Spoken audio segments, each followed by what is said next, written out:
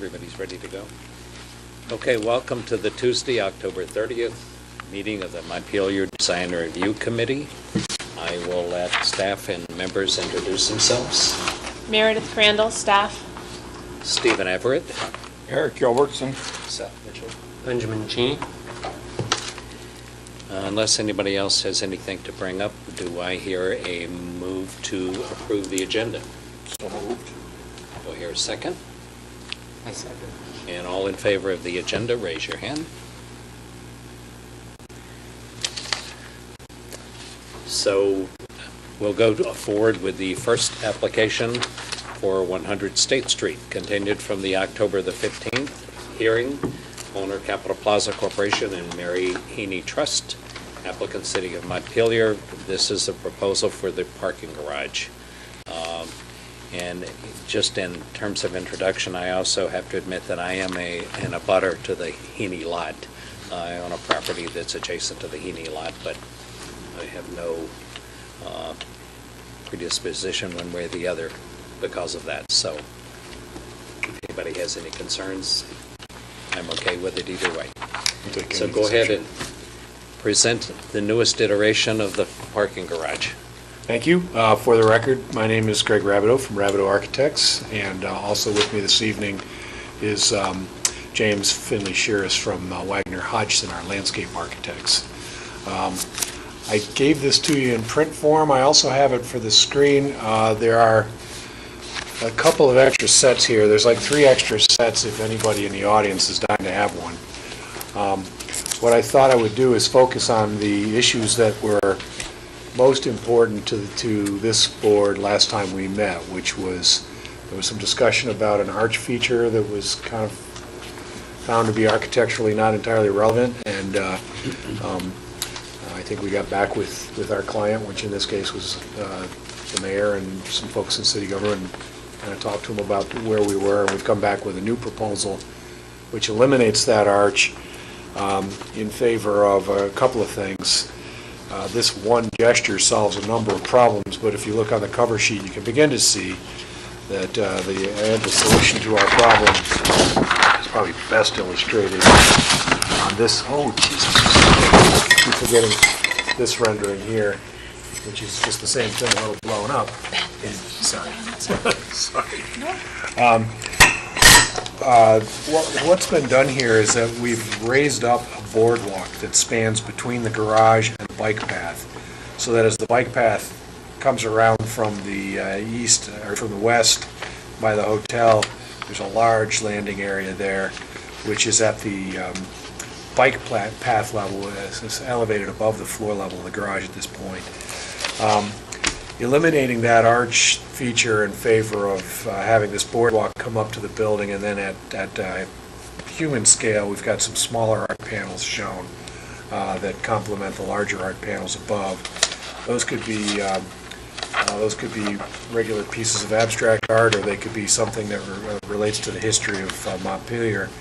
For the painted-on parts of the artwork, we've agreed that we'll have a public process where the actual art itself is procured. You can also see on this image, which is kind of a blow-up of it, you can see this set of relationships, including the ramp which was added on the east side of the parking garage. Takes us up from existing grade to bike path elevation, stopping off at the midpoint for pedestrians coming out of the garage to collect into this same feature. So people coming out of the garage going to the downtown would come out this side door here shown in the lower right-hand corner, and up the ramp to the bike path proper, and across the bridge and over to downtown on the bike path. The other access is across the west side of the building, or the east side of the building. There's there is still a walkway that goes between the hotel and the proposed garage, which comes down and connects to this boardwalk at the bike path. Okay, but I'm talking about the east side of the building. On the east side. There's trees and stuff in the way that I could see. It goes past the 2 entrances to the That's to the lower illustrated. floor of the parking garage and out.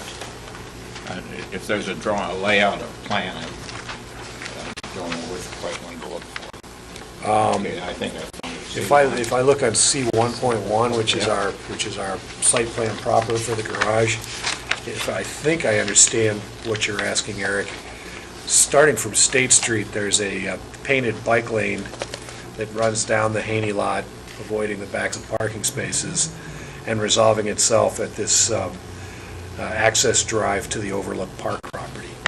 That's something that's protected by an agreement between the owner of that parcel and the owners of the Haney lot.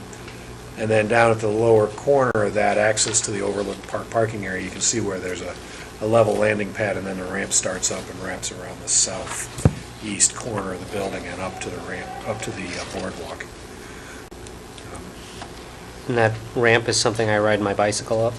Well, it's accessible. It's designed per the ADAG, and it's wider than normal, but we still think that the city ought to put up a sign encouraging people to walk their bikes on the boardwalk. This is going to be a confluence area where bike riders coming from over on 1 Taylor Street or from downtown are going to converge on this boardwalk area. I just see somebody coming down that in a bike. I mean, you could do it on a bike comfortably, but what happens if you run into a pedestrian going the other way? And It's a sharp can corner. you stop fast enough to avoid clipping? Or on a scooter. Yeah, any number of things. I expect, I mean, we're And you're talking, constrained by this dotted line here, that corner, that is the setback? Why This it dash- can't be any wider? this dash dot line is the 20-foot setback. As we understand it, in this district, within that setback, you can impact 50% of it. I think that's what the reg says, that it's a 20-foot setback. Well, it's a 20-foot water setback, Yeah, but in the UC1, it's a 15-foot riparian buffer. okay. And so you've got, this is one of the things we need to hash out, that's still a potential issue now that you added in the ramp Right. under the zoning regs for DRB level. I will say that we've discussed this with the civil engineering team, and it's their position that this is a channelized stream bed And that would solve that by issue. virtue of the fill material and the stone facing that's been put on the banks there. This is not a unconstrained river. So that's something we'll be dealing with at the Development Review Board. But, yeah, I mean, there is a property line there as well, and we Right. obviously can't go over that. Right. And in all of this, I think the renderings show it, we still need to have the volume underneath it empty for stormwater purposes, Yep. which it's still doing. Greg, did you want us to turn the lights off so you could show any of this up there? If go the for audience this would first? like to see any of it, we could. I mean, it's probably easier for me to go through the paper version, Okay. but, I'll put the rendered image up. And if anybody wants to see that, we can just turn the lights off. Would anybody like us to turn the lights off so you can see what's up on the screen a little bit better? Maybe we should. It's going to get really dark in here. Do you want me? That's the problem. Yeah. So that's the image anyhow, and what we're talking about is right in the middle of the image where you can see those colorful panels.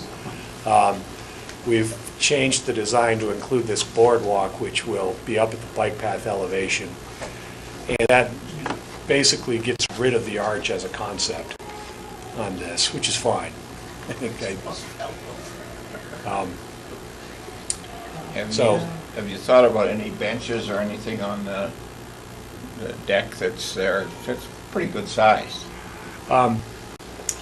We have thought about some site furnishings. I know that the package that's submitted for the 5th includes the built-in tool racks. Showing a couple on our landscape rendering plan as well, just simple wooden benches there. Here's the, if I can, I don't know if I can zoom in on this.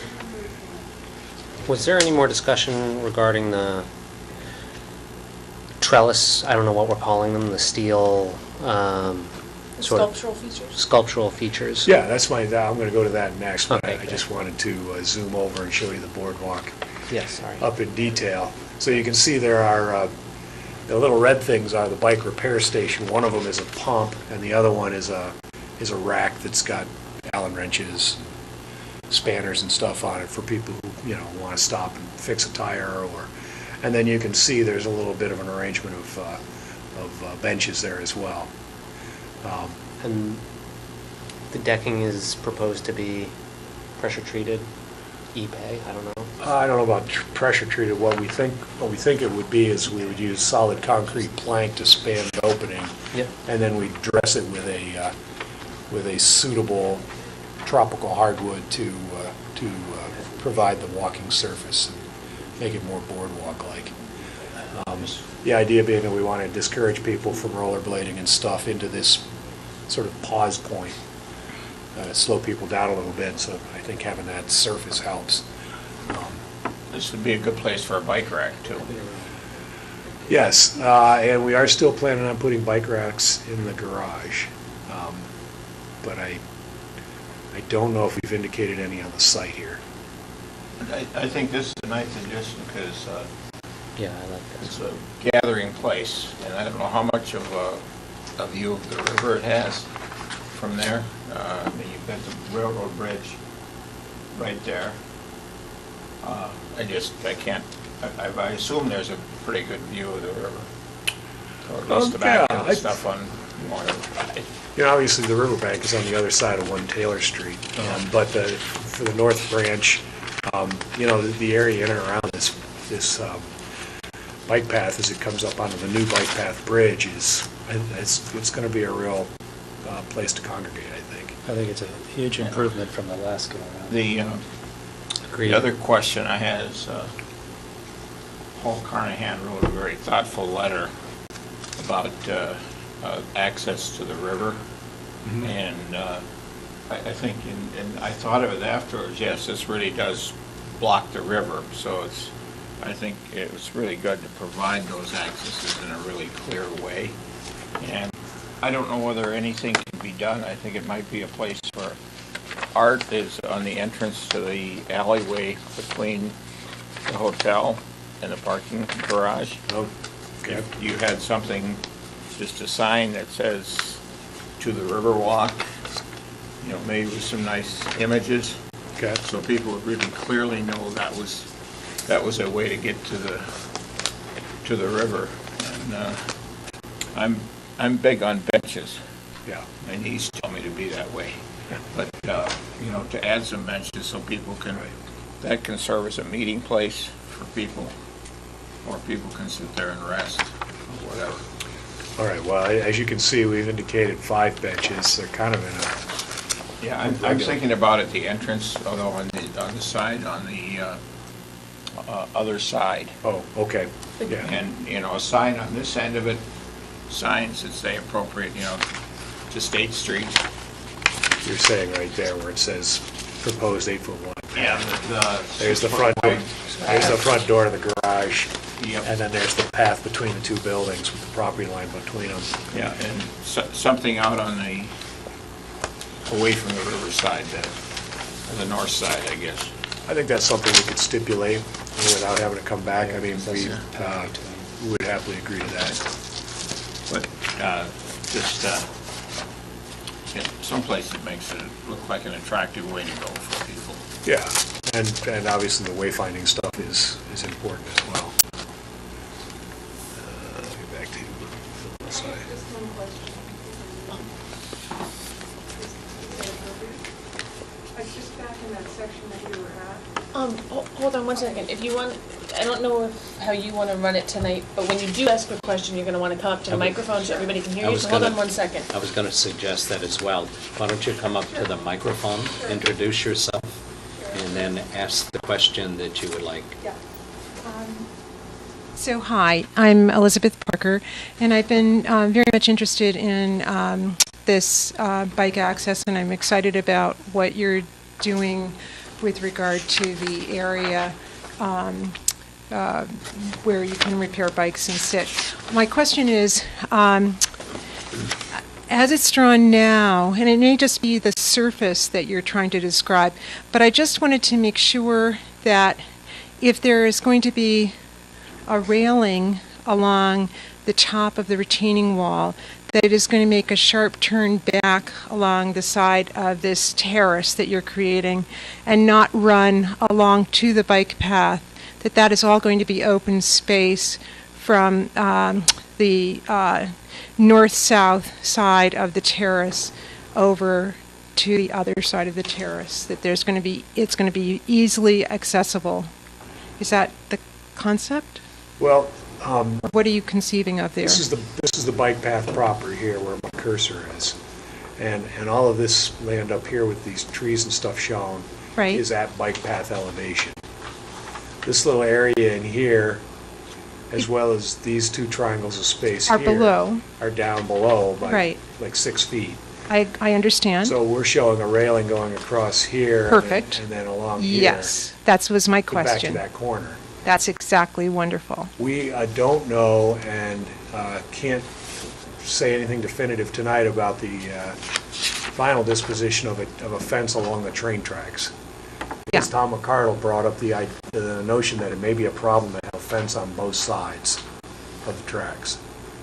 That was my question. I just wanted to make sure that that's where the railing was going to go and that it wasn't going to continue along and then that little section that runs right there. Right Whoops. here. No, down. Well, it doesn't matter anymore. here. You've answered my question. Thank you. Okay, great. Yeah, and then the formal bike path crosses over to the 1 Taylor Street lot and what's to become Confluence Park right down here. We can go to the next page here if it'll let me.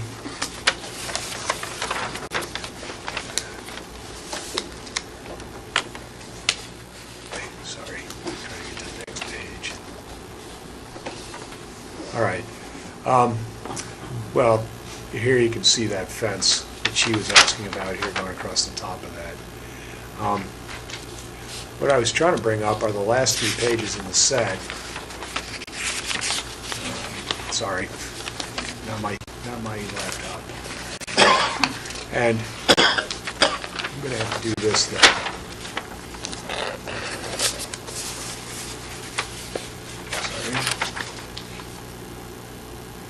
So I've prepared for you 3 options, and I don't know why these are squished like that. The proportions are weird because this sidebar menu that I would love to close, but I don't know if I can.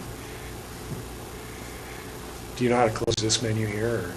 Yeah, if you click this little small arrow right there. Maybe go to full screen, I don't know where that Yeah, is. there you go. Thanks. And Control L will make it full screen.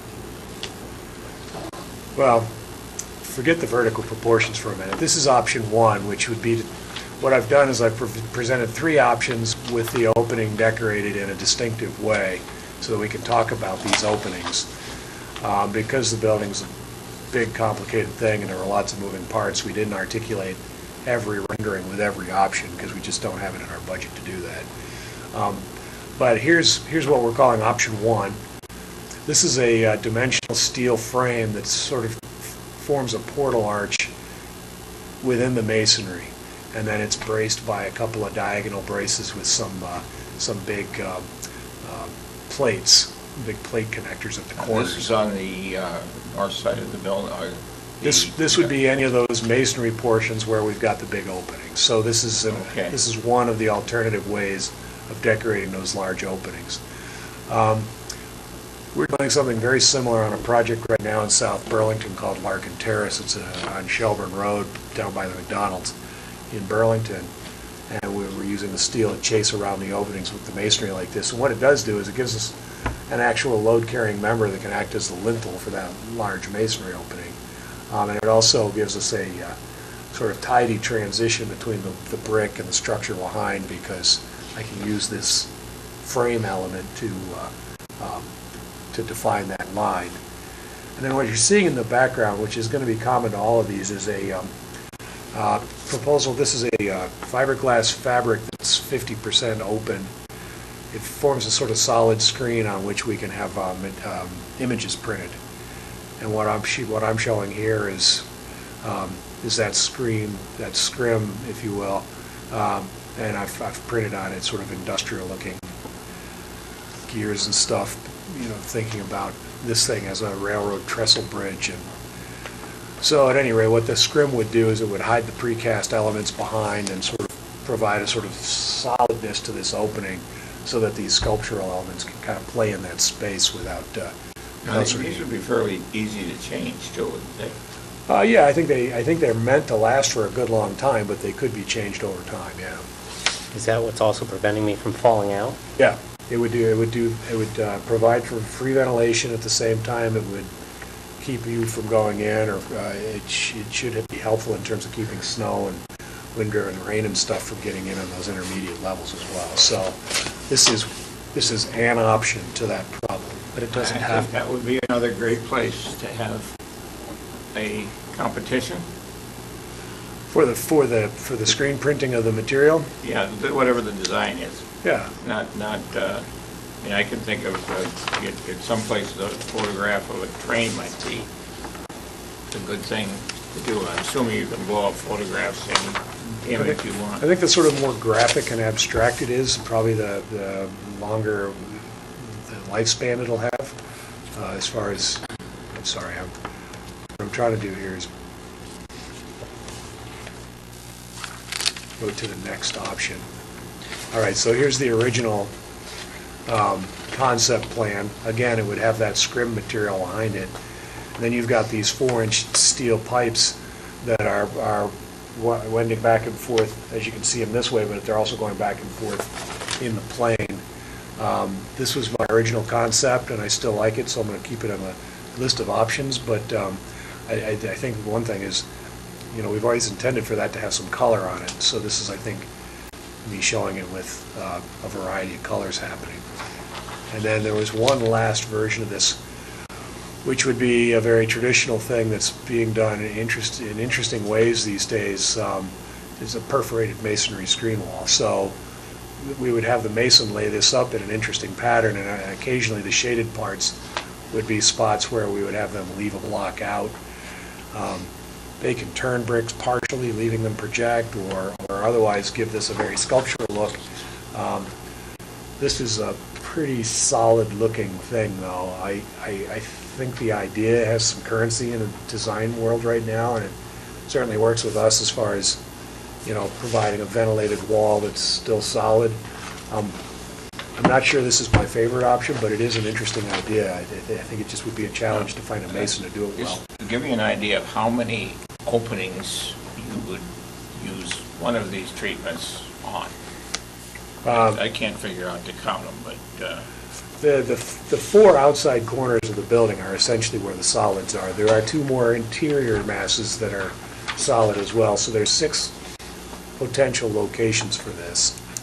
And I would like to suggest that we use one approach to all 6. yeah. Because we'll have other variety going on art-wise. As much as I still like my original idea, I am also really kind of fond of option number 1 as well. It's sort of speaks to what our original design intent was, which was to sort of recall the adjacent rail bridge in an abstract way. Oh, sorry. There. I think for those of you who are looking for this steel thing to be more understandable as having a job to do or a purpose for being there, this is pretty strong in that regard. And we have a lot of flexibility, creativity that we can employ on this this screen fabric material. I think I like number 1. I mean, you can vary it with different designs in the background. I agree.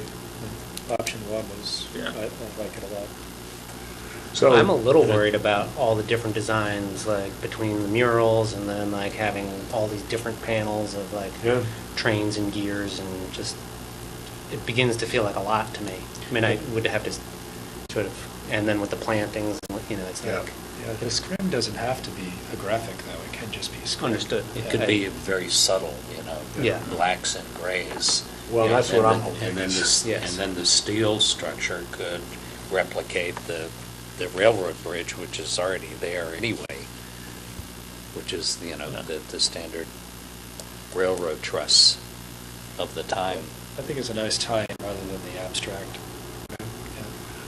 I like the meeting of the steel and the brick, and, you know, done this recently, and really been thrilled at the results, just because it, I mean, the masons like it, and it does serve this real structural purpose, and it tidies up a lot of details. Those of us who use brick veneer understand our corners and times when things come together where how are we going to hide this? Yep. This does that. If the board were a solid yes on one of these options, and I'm hearing some support for one, we would just propose to apply this everywhere it occurs before we go to the Development Review Board for final approval. I would suggest a design competition for the background. Just, I mean, that gets public involvement, it gets people interested in the project, it makes it understandable publicly. And maybe you could work with the Vermont Council on the Arts, or, I don't think you should have to do that, but I think as part of the project, it would be interesting, it would produce some variety, so all of these things wouldn't look the same. So the scrim the representation is just a placeholder, is what it amounts to. I'm suggesting that there's a lot of flexibility there, and I think, as with all the public art, that, if art conveys meaning, and what that meaning is really ought to be, it's up to the city to express that, if that makes sense. The, how much do you estimate those panels cost, the fiberglass panel screens? I haven't priced them out, but, $5,000 maybe. They're not that terribly expensive. This art, the art that's painted on would probably be, bolder and meant to show more. But, this would go from these to that more restrained kind of look, which probably plays better with the storefront and some of the other stuff we've got going on black metal wise. I think the idea of the gray and subtle look of that as a background is great. You already have the center art work.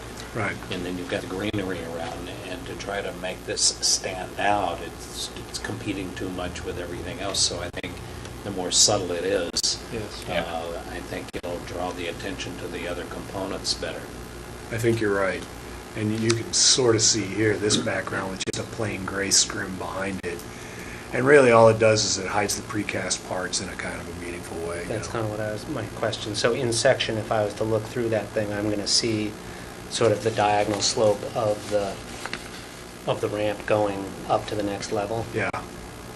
And so the scrim allows, So you don't see those transitions. and then you wouldn't if have to those- put railings at two elevations at some sort The of strange design is pitch. subtle in color and everything, they're not going to clash with each other, even if they're quite different. Different focus. I agree. And Montpelier really has a tradition. How many projects have we reviewed for art on the streets? A lot. A number. Yeah, and it's been something that Montpelier is doing. I should remember the name of the architect. Your choice. Yeah, Ward Choice.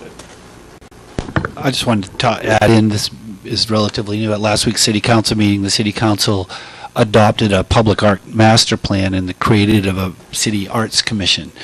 So they would probably be a logical group that would guide a process for something like this. So that is, as you note, more public art is coming into play, and there's a plan coming together for how to deal with it.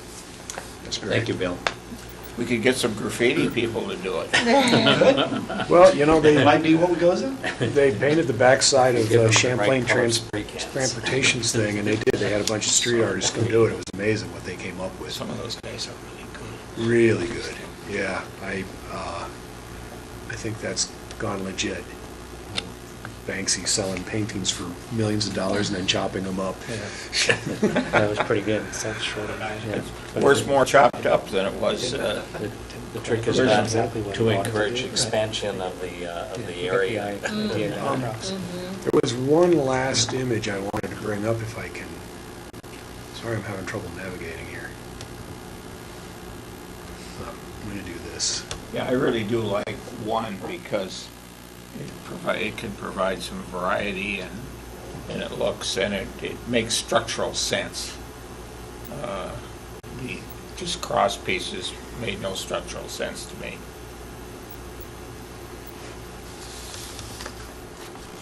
Okay, I'm bringing this image up for one purpose only, and that's to show what the possibility of putting a solar array on the roof of this garage might look like.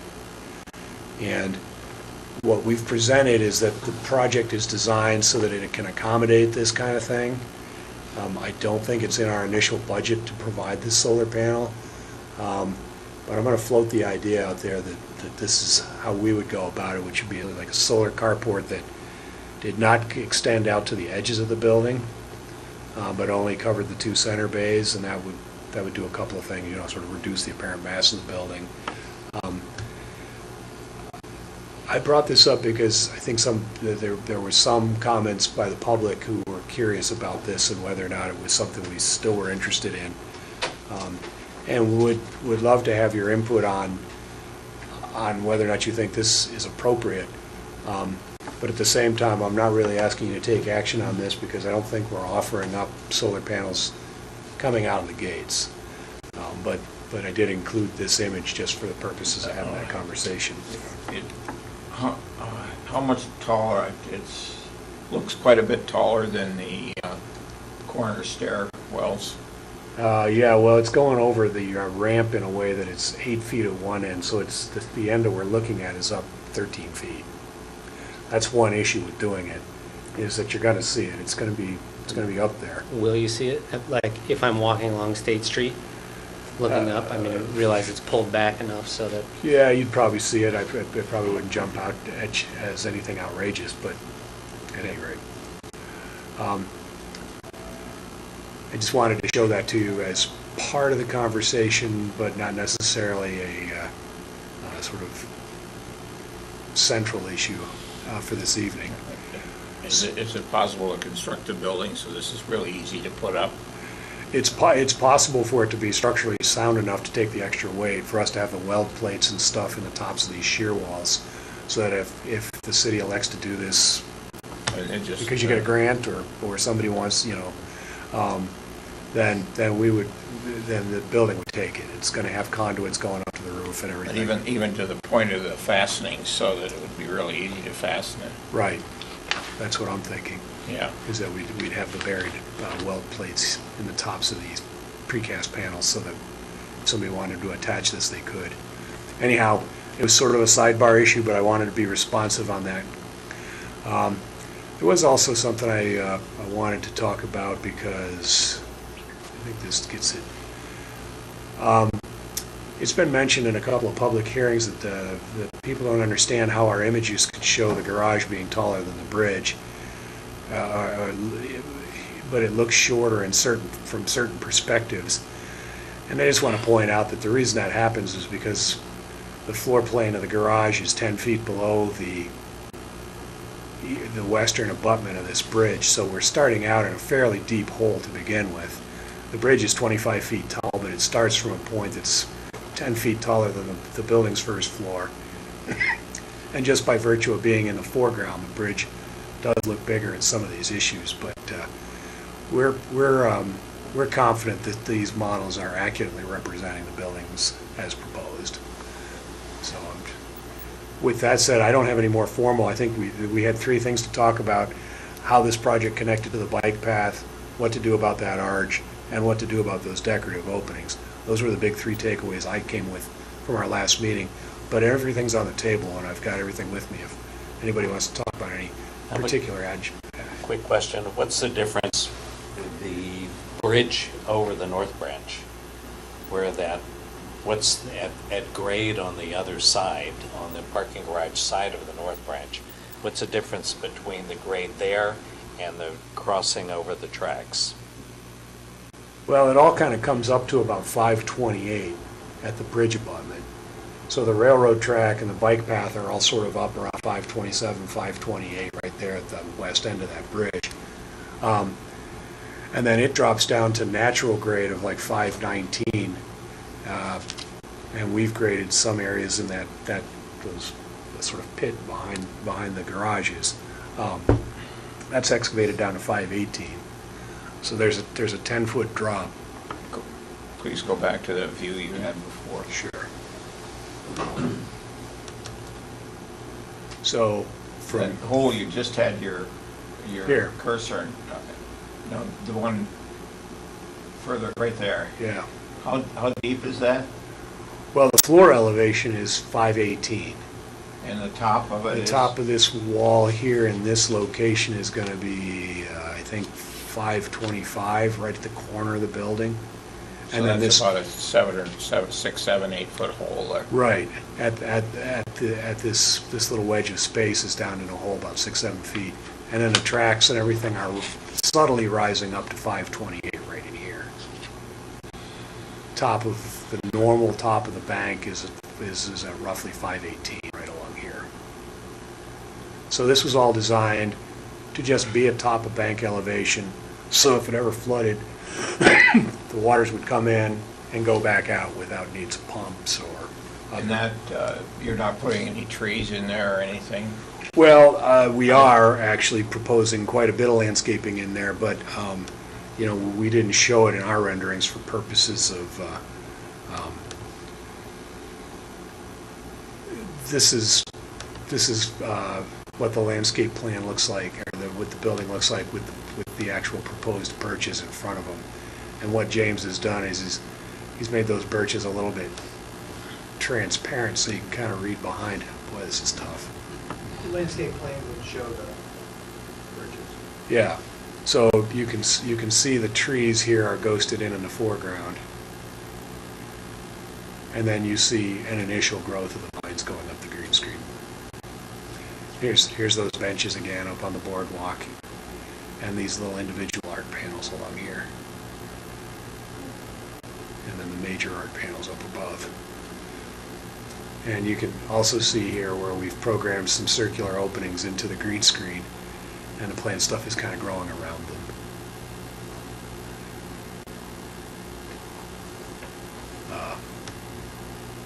There we go.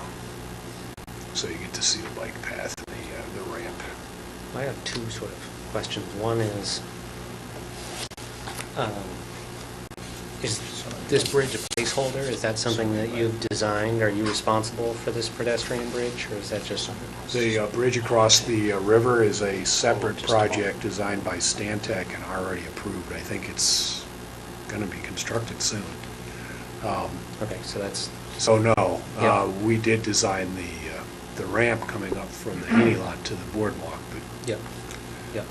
And then, I guess what sort of been other issues, and now I'm beginning to sort of focus a little bit on the cornices and sort of what the materiality of that horizontal bands are. okay. And we'd just like to hear a little bit more about what that is. Before we move on to that, I was wondering if there's somebody in the audience who had a question about something that was being talked about. Yeah. Introduce yourself. Yeah, I'm and go Meredith ahead and- Kitfield. I live here in Montpelier, and I'm interested in lighting. How is this going to be lit up? And I don't see any lights or posts or... And also I'm concerned that it's going to be adding to light pollution in our city, so I'm wondering what kind of lighting you're going to be using so that it's directed downwards as opposed to letting it just go up to the Sure. sky. Thank you. Go ahead. All lighting for the project is LED lighting, and all of them have what they call controlled photometrics, so they're downcasting shielded lights. We have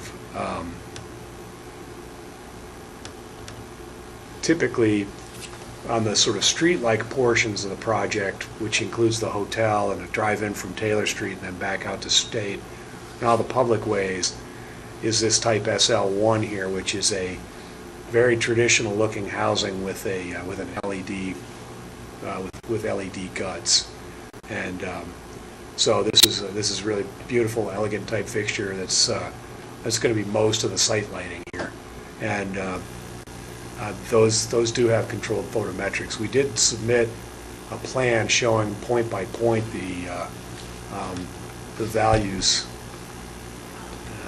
for that. Sorry. In addition to that, there are the light fixtures inside the garage itself, which I think I had it last time. Oh boy, I'm going to try to get this right.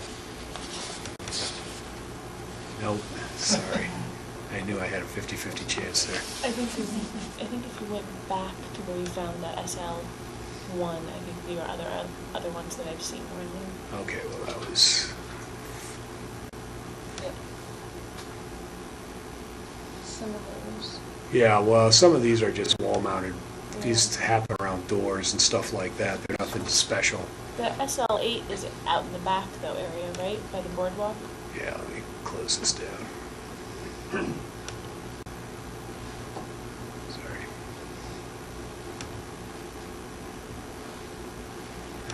This is painful, but...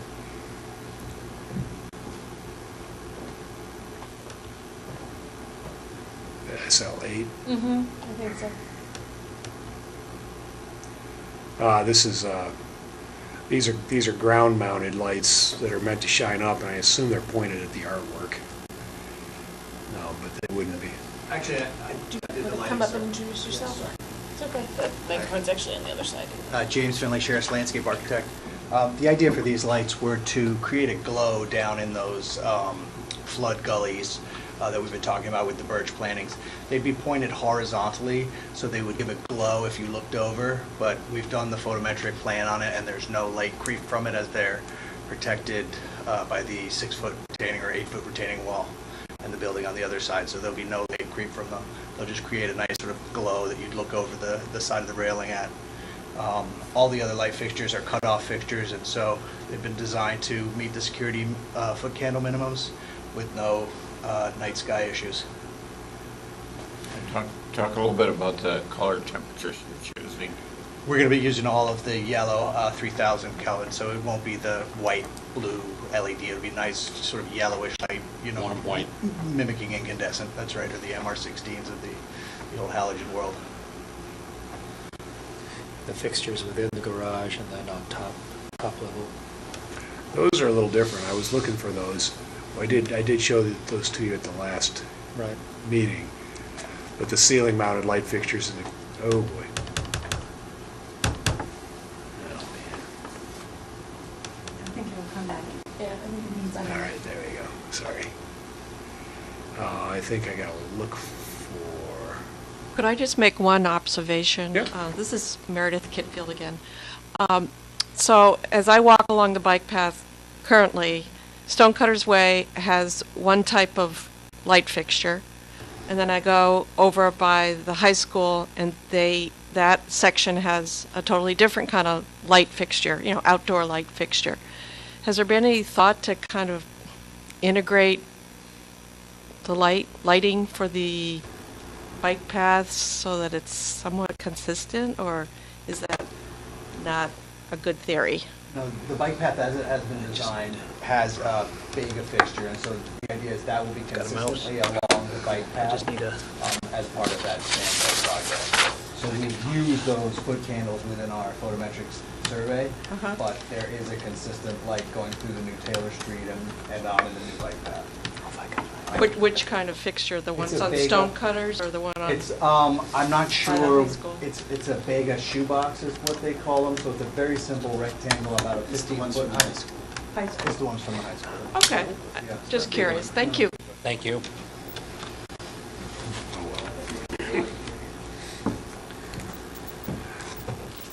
Hit the lights real quick. Again, the thumb, then we've got a mouse. Make this go a little bit easier. would go faster. Ah, there is one. All right, I should have a mouse. All right. Fantastic. Ah. So Thank you, Mike. Thank you. This was the light fixture we talked about at the last meeting, which is a ceiling mounted light fixture. That goes up between the flutes of the garage deck, and that's an LED fixture as well. And it is vandal resistant. The question was asked. Yep. Depends on which mounting system you use, but we wouldn't use the long pendants.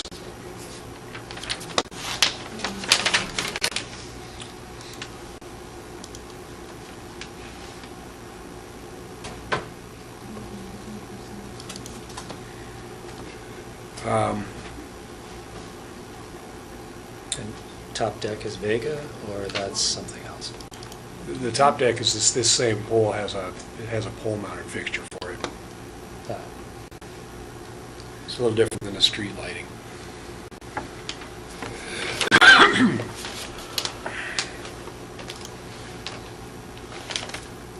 Was it like a gooseneck off the pole? I should be able to find it here now that I found the right folder.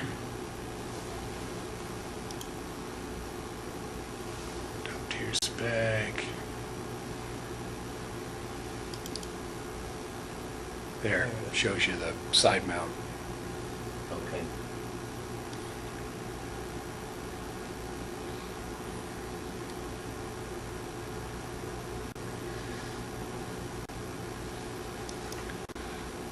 And all the hardware poles, everything is what, a black? That would be my choice, yeah. Comes in black, silver, white, or bronze, I think.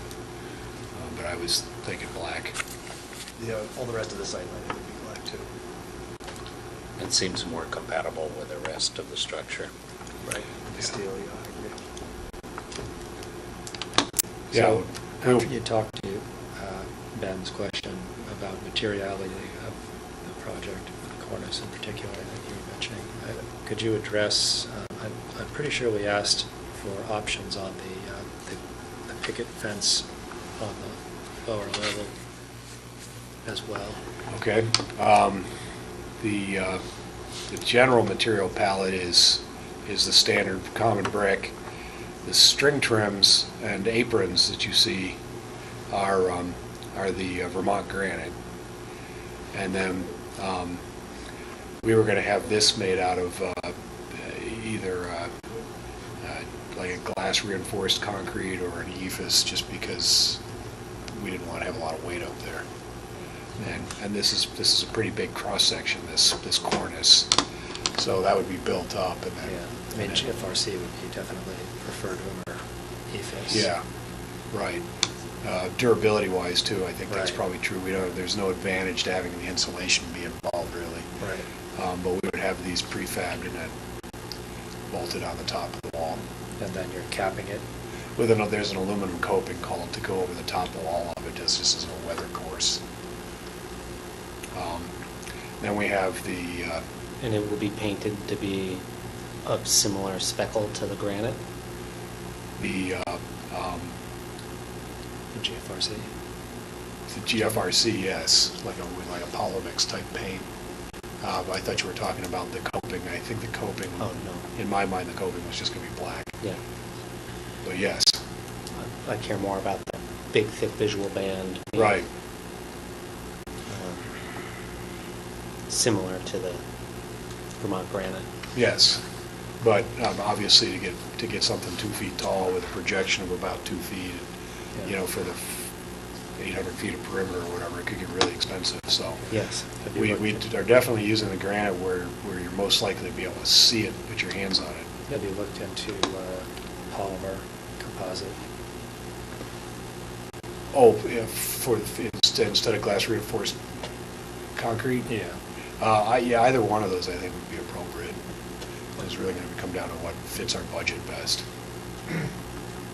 And then the green screen, I have a piece of that, but that's that's going to come with a factory finish on it. It's kind of a dark green.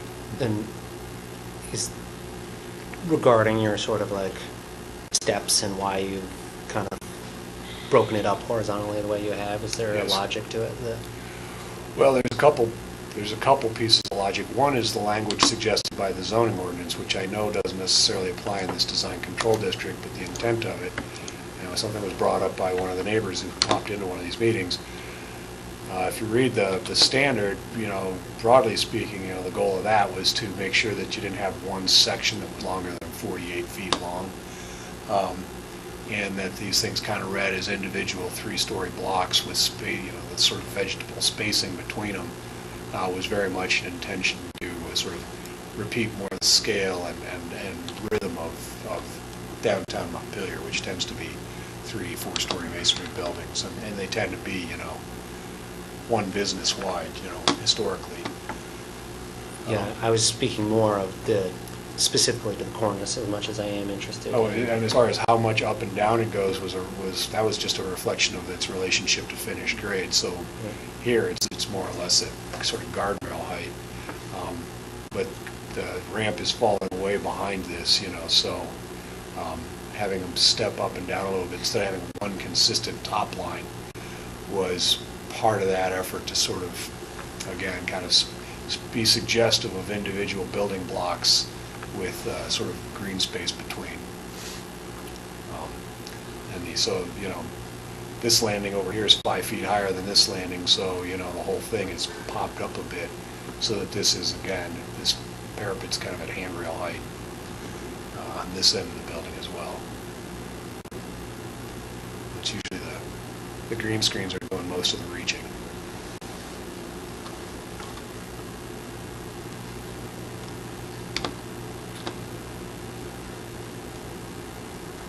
It's a nice rendering. It was James. That was Liam. Okay. Thank you, Liam. So we talked Some about good different growth stages as well. Is that something that you have represented as far as the green screen? What we wanted to do was show here sort of year 3, 4, rather than the other, the architectural renderings which show it sort of fully grown. We thought this was a nice sort of stage to look at it. And again, I was talking last time we met about the idea of the way these vines kind of find their way up the green screen as actually being kind of a beautiful thing outside of just having a full, sort of a one solid texture of green. And so, yeah, we like how it sort of climbs up to the top and then sets its twines up there and then kind of come down and then we'll fill in and around the apertures Greg's made in the green screen there. We want it to look good from day 1, day 2, year 1, year 2, year 3. So we think we've come up with a nice solution. I have another question. Go ahead. This is Meredith Kitfield. I was wondering, can some kind of banner be hung over that artwork? Let's say you were having a special festival in Montpelier and you wanted to put 3 banners up. Mm-hmm. Can you actually put something over that artwork? Yeah, It would be temporary. It would be like a flag, some kind of a flag or a banner. Well, I think it's a great idea. I mean, we could certainly design the hardware in there to receive it, some kind of U-bolts or something that people could hang onto. These panels sit back from the main face of the masonry like 4 inches. They're pushed back, they're just in relief a little bit to give this wall some texture here and sort of express these pilasters. And that was meant to give each piece a frame, but that gives you a space in which you could work if you wanted to do something like, a lot of the people who make the same scrims that we're talking about here make precisely those kinds of things for like New York Fashion Week and Yeah. that kind of stuff where they just cover the whole side of a building with something temporarily. I don't have it in my budget to provide the temporary art, but I don't see any reason why this couldn't be sort of set up to receive that. No problem. Could you hang something from that top lip, that white lip? We'd probably rather didn't do that. Oh, okay.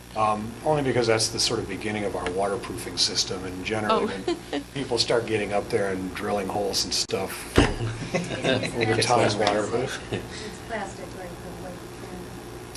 This would be, well, it'd be something a little more, it wouldn't necessarily be plastic.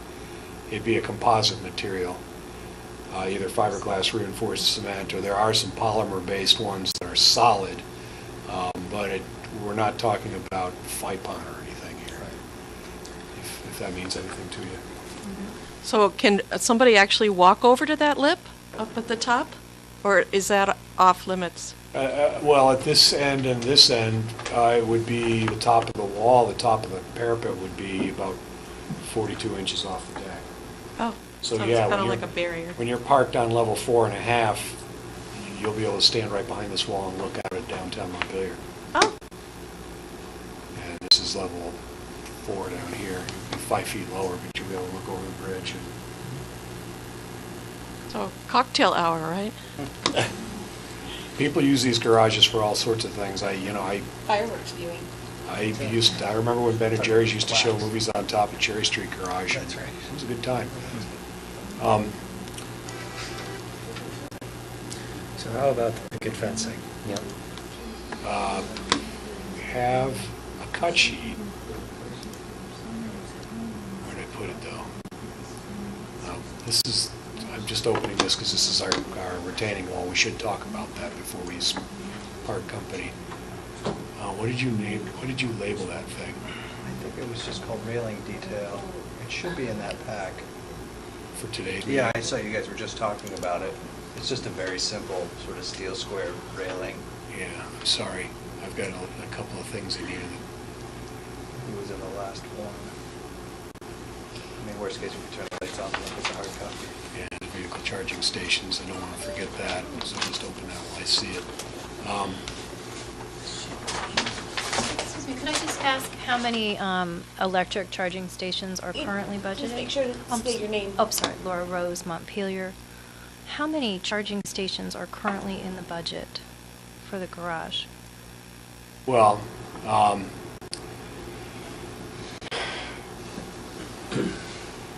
we've got two data points. One is I believe that the city ordinance now requires so many electric charging stations per parking space. And based on that, I believe I came up with a quantity of 20. Now, the city manager and assistant city manager, I believe, went up and toured the project in St. Albans, and the operators in St. Albans said that that would be too many. So it's up for you to tell us how many you want, because otherwise we'll provide 20 of them. And I'm not sure, there's some policy level decisions that have to be made, like are those exclusive use spaces, which I would suggest they shouldn't be. And, you know, if you're not going to use them right away, do you want to spend the money, or would you rather install them as they get absorbed? But to the best of our knowledge, we have to present 20 unless somebody tells us that it's okay to do fewer.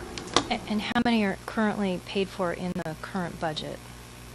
Well, I don't know that any of it's sort of been given a line item in the budget, but there's been a sort of generous equipment budget right along. I think that also includes like the ticket-taking equipment and stuff as well. I can't answer. We've assumed that 20. I did hear that the number was 4, and that seems in other meetings. So I'm wondering. I didn't know there was a number in the ordinance until I stumbled across it, and then once we did, we said, well, that's the answer. So 20 are required by current law. Thank you. A suggestion on the charging station.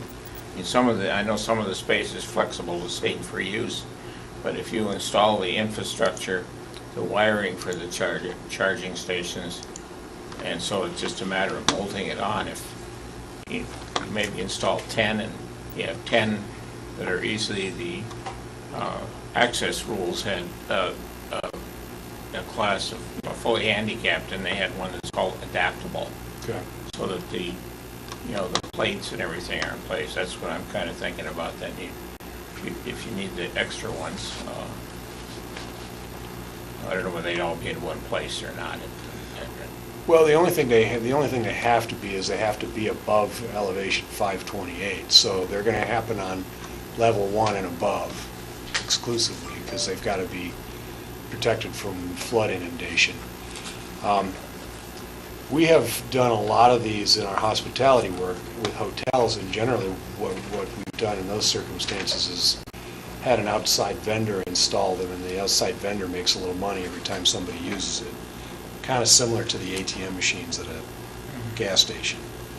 You know, it's not really a bank, but, you know, they don't really have anything to do with it. Well, I'm probably convinced that there's going to be more demand for them in the future. That's the only thing I'm thinking of. Well, I hope you're right, and I think your ordinance anticipates that. I think the policy level decision is really, would you want to make those spaces exclusively for the use of electric vehicles? Because if you do, then, you know, that's 20 spaces is a lot if they're not being used. If they're being used every day, great, you know. But that's a policy level decision. It's not really a design issue. I know that this was about a brand that we liked because it worked with both types of battery formats and had the built-in accounting software and stuff like that. You know, you'd need 10 of these, and we would probably put a couple on each level. Yeah, I'm just saying extend the wiring so it's real easy to add more. To add, because that's certainly going to happen. And this is pay for service. You pay for the power, yeah. Yeah. And I assume, the city would get killed if they didn't. Is that the way it works? I'm sorry, say it again. It's tied into the city's meter. Well, we're working with a specialty consultant on the hardware that runs the garage. I think in my experience, parking is one thing and charging is another. Because I think probably what will happen is when you come in, you'll get a ticket, and when you leave, you'll pay. And if you need to charge your car while you're there, you'll do that transaction right at the post. That's my thought. How it's operated isn't really a design consideration, it's more of a public policy decision. But I don't see any reason why the city should give the power away. You can set those up just with you stick your credit card in and it'll charge for, you know, whatever power you use. Yeah. I'm assuming the revenue goes to the city. Yeah. Bill, are the ones being by City Hall, are they pretty well used all the time for charging? A lot of the times, no, yeah. Just didn't know if the microphone could catch you way over there. Yeah, you know, they're restricted for EV vehicles only. So, yeah, I think that, you know, I don't monitor them carefully. They're third-party revenue at this point, so we're not monitoring their use. But, you know, just anecdotally, I'd say I see cars there more often than not. But I wouldn't say it's 100%. Well, it's always been part of our thinking to have them. Our thinking has evolved recently to say we should have more. And yeah, the only reason I'm hesitating is we're getting advice from other cities that are running garages that 20 might be an awful lot. So I don't know how you want to dispose of that issue, if it's really a issue for this board or not. Again, the number of charging stations can be changed at a later date with, as Eric said, with the infrastructure. And decide the number of those would be a point for the DRB to take up anyway. Okay, good. Just for the record, I mean, this is the retaining wall system that we're calling for. It's a modular unit system with a nice dress face on it. It is not a cast-in-place concrete wall. I don't know if you want to say anything about it, James. That is the wall we're proposing. This wall will tie into the bike path bridge wall, so there'll be a bit of working out as they presented a unit block wall, so we'll hopefully use ours. Is the design you show for the bike path bridge the one that, I don't know whether a decision has been made on that or not? I mean, the bike path bridges that we had before are steel truss. Right. No, I think that's just something that we gleaned from the civil drawings. We didn't have any of your options to show. I mean, obviously, that's not part of our project, so we're not asking for approval of that. I just thought maybe the city would know what. The plan view layout is from the Stantec approved plans. Plan view, I don't know the elevation of the bridge itself. Am I to understand that the base block is, it's sort of shown in the upper left-hand corner there on the last slide we just had up. And then there are what I'm seeing on the bottom is a variety of faces that you could slide onto that. Correct.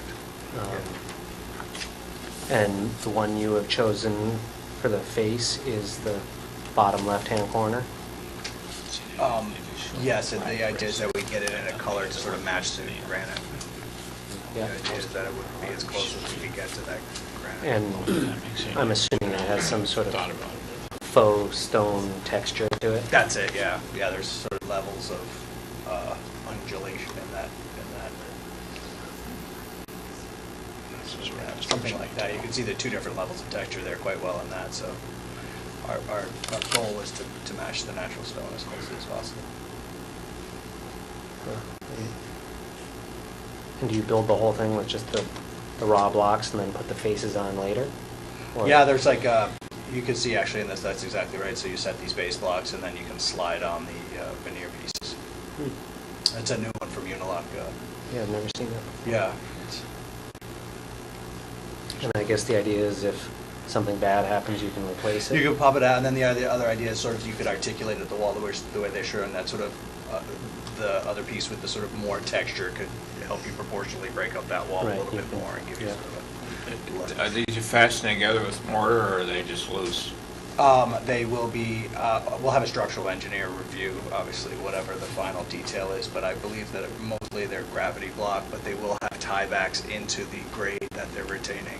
Yeah, just And thinking those about sometimes tipping. Yeah, they'll be pulled back, they'll have dead men pulled back with concrete. I don't know if that's our issue or not, but I'm curious. We don't have a lot of surcharge. It's not like there's a big slope coming down from behind this wall, but you do have, with a railroad, you've got some pretty dynamic loading. So we just have to make sure that the structural, occasional truckload of granite doesn't vibrate the thing into submission. Less than occasional, it's becoming more. Well, I'm happy if they're busy. Yeah, no, that's great. good. Sorry. I'm trying to think of other loose ends here, just, I'm still looking for the picket. oh, the fence, sorry. If you can't find it, it is in the packet that we gave you. see that. Yeah. Well, let me just say this, I'm not a fan of Be the with you picket. just a I moment. think it's not the way to go. I'd like to see something either horizontal or gridded off. Some other treatment would be Yeah. much, much better. We don't love the horizontal because it sometimes can get the ladder effect and then people climb Sure. up and over it. Yeah. Well, I but you have that going on here in all these railings. I think that's just a artistic liberty with the rendering perhaps. Ours are, the way we've designed it is up and down. My understanding on that one detail would show them vertical. Yeah, sorry, let me Yeah. find that cut Well, sheet. whether it's horizontal or not, Yeah. if it's gridded off, it seems like the picket is, So you're A saying little- maybe a mesh panel or something? yeah. You prefer? I mean, Yeah. It just seems Fair like enough. the picket is a little bit of an afterthought. I mean, you've really brought the rest of the project up and listened to many things. It just Yeah. seems like the picket needs some attention. And then there was some debate as to whether we actually needed them. Some believe that we need them and some don't. Is that, are we mandated by some sort of? There is the code, anything more than 30-inch drop would require Understood, but. that. And so I wouldn't use it anywhere else. It was a security. Yeah, I thought we were talking about. Oh, on the elevation of the building. Yeah. Oh, Greg can speak to that. I was just talking about the safety railings. I'm sorry, could you ask again? I was digging through this file. I couldn't. Curious about the need, where the need for some of the picket fencing, especially at ground level, is coming Let's go from. to security at the bottom level there if we still. I think just in talking to the police and stuff, there was some concern about keeping people from wandering into the, I don't know how I got into that. From people wandering into the garage from out back. Sorry. Boy, I have opened a real can of worms here.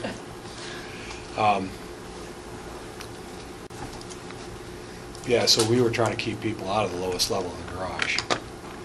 And that's what, Or at that's least- their primary function. Right, that was all of it.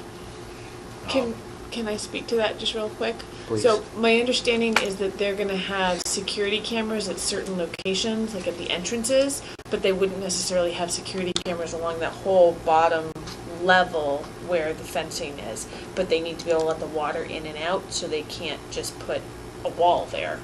And then they have security cameras like in the stairwells and the pedestrian entrances, but they need to be able to have some idea of who's going in and who's going out. I think that's one reason they had the fencing. Yeah, I'm just not finding that cut sheet. We do have paper copies.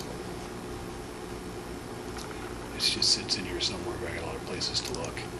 And I think somebody had another question. Okay. Hi, Elizabeth Parker here again. So I talked about this at the end of 2 meetings ago, and it's just a little point, but I have an editorial part of myself, and if things don't get changed, then I'm concerned that they will be this way. So my concern is, again, that handicap parking, I believe, in this diagram is shown in the northeast corner, not close to the elevator, which is in the northwest corner. And I think it'd be great if those could be contiguous.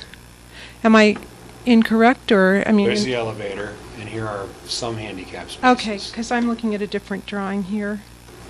So maybe this is out of date. It could be, but generally they're between grid lines 1 and 2 on the level Perfect. landing adjacent to the stair tower. That makes me very happy. We're showing. It's a stair tower, and it's in the northwest corner where there's an elevator as well. That's the elevator, right? Perfect. Okay, good. Moving on. And so then my other question, and maybe I missed it just now because I was thinking about this previous question. On the east side, on the ground level, where the fence is going to be, is it going to be, I know that on the northeast side, there will be a fence that can be opened up should cars need to leave for some reason. But on the east side, is there going to be the ability to have an opening fence still, which was discussed at one point on the ground floor, so that, for instance, if there was a need to have an event that you could go underneath and have some sheltering for a community event or some expansion of the market or some such thing? You know, where does that stand now? I recall that conversation, and I don't see any reason why it can't happen, but I don't think it's illustrated on this plan. All right, I just think that it might be a nice feature for... We're in agreement about providing it. Right. Just, you know, and trying to keep track of everything we talked about. We were focused on this entrance here. Right. Which got you, you know, sort of out to the bike path and over to the main street. But you're talking about one down at grade around the corner, and on the east side. It would be, you know, somewhere where these openings are. Yeah. So I'm just putting that out there as being a feature that... You just need to put a symbol there indicating that that's an operable gate. Right. All right, thank you. Thank you. Could you go back to the image of the deck in the back? Because I didn't see where the alleyway ends up from the front. Yeah. I'm sorry, I don't quite understand. Where does from the alleyway between the hotel and the garage? Okay, I see it. I see why it didn't show up. Yeah, there it is. So It doesn't show up in that image, though. It's hard to read in that image. I think in this image, it's going along the top of the wall here. Okay. And turning the corner. I just want to... So it's a little hard to see at this resolution, but... No, I see where it is. It just doesn't show it clearly at all in the image we were looking at. Yeah, and I think it's just I'm sorry, I can't halfway navigate this thing. I just want to say again that, you know, decorating that and signing it so it's an attractive space for people in a welcoming way. I think people tend not to like to go down alleyways even if they're lit. Yep. And so breaking that up and making a nice entry on the front side of the hotel. We have green screen wrapping around the sort of southern part of that right there. Right there. Which will enhance at least, you know, that make half of it wonderful. So as you come between the buildings, you know, after about 40 feet, you come out from behind this, and then it's open into this garden. in the footprint of the building at the ground level, we've got some openings, some window openings from the fitness center to the alley as well, so that as you're walking down there, you get some visual relief. But I agree. I mean, that's a tight. Those are tight quarters. Not everybody's going to like. Because the most we can do to keep the garage from sort of being a barrier to getting to the bike path in the river would be good. Well, there's this, which I think will function really well for hotel guests. There's some outdoor patio area, and the swimming pool is down adjacent to this space as well. But don't forget, as I pointed out earlier on sheet C1, the design has been improved to include that bike path connection through the Haney lot and out to State Street there as well, which I think people who aren't staying at the hotel are going to be much more likely to use. And just, maybe it's a space for some more creative kind of. So you see the bike path indicated here, all the way down to here. And then, so I think that then you get on the ramp and you come up to it. And both there and at the entrance to the other one, some graphic that's big enough. Yes. That people know that they're headed, that's the way to head to the river. Something you could see from State Street that would make sense. Yeah. Signing to Confluence Park. Like signs and, or some, I'm not a designer. That's what you guys do. You make a good point. No, but I think wayfinding signage is important. We do have a plan, which I don't know if this board will get involved in that, but we had a traffic plan. But I'm wondering, I think it's in this set here.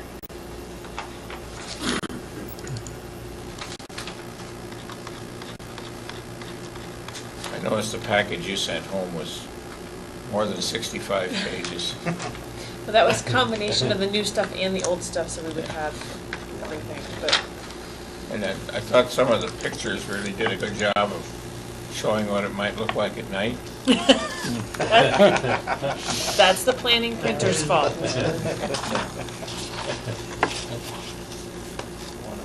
I'm sorry, I was looking for a plane with the traffic signs on it, but I'm not seeing it.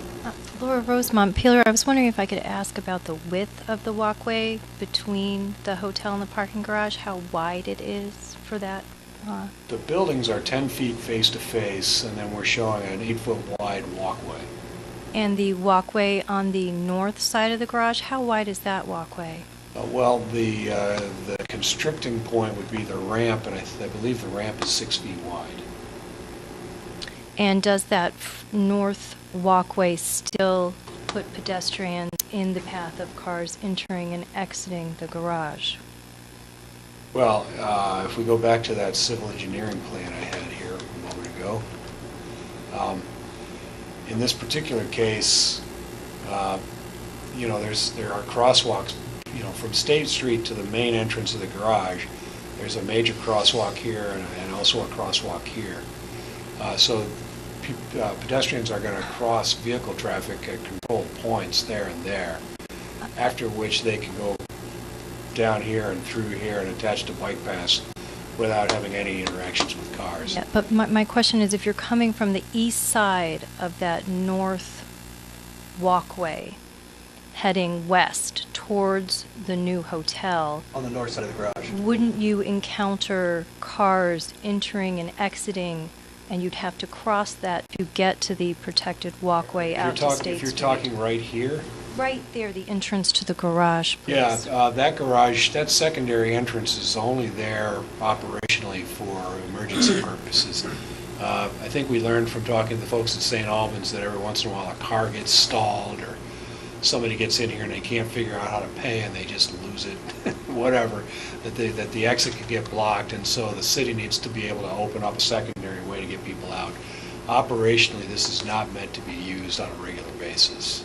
But wouldn't they have to cross the western north entrance to get to the walkway, to get out to State Street? I think anybody coming the Haney lot is going to be going down through the No, parking I'm lot. saying if you come in by the bank, in between the Yeah. Christ Church Yeah. and the bank, but you want to head over to the edge of the Heaney lot or behind Christ Church, wouldn't you encounter the traffic entering and exiting the garage? Right there you would. Yeah, there's Yes. at this crosswalk. And what would be there to protect pedestrians? Yeah, I have a traffic control plan. I just have to find it. We have showing stop signs and the like. Is it, I don't think it's, where is it? Or at least I know there's, three.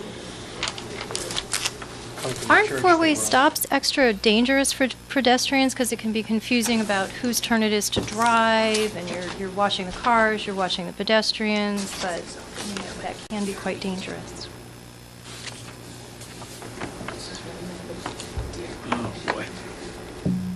And again, Meredith just brought it up again, that that's more of a DRB issue in terms of the access as opposed to the design review. But we'll certainly make, a note of that for the DRB committee to take a look at. But there are regulations related to pedestrian safety, so I'm hoping those are all under consideration with the planning stage. Thank you.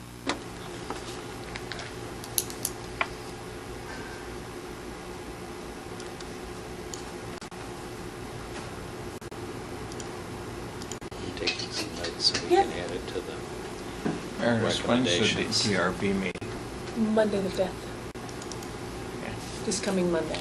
coming Monday? Yep, and it's the, Steve, I think maybe it'd be a really good idea if we, as design review, send a note or had Meredith send a note Yes, about our. just got some talking points that are Yeah.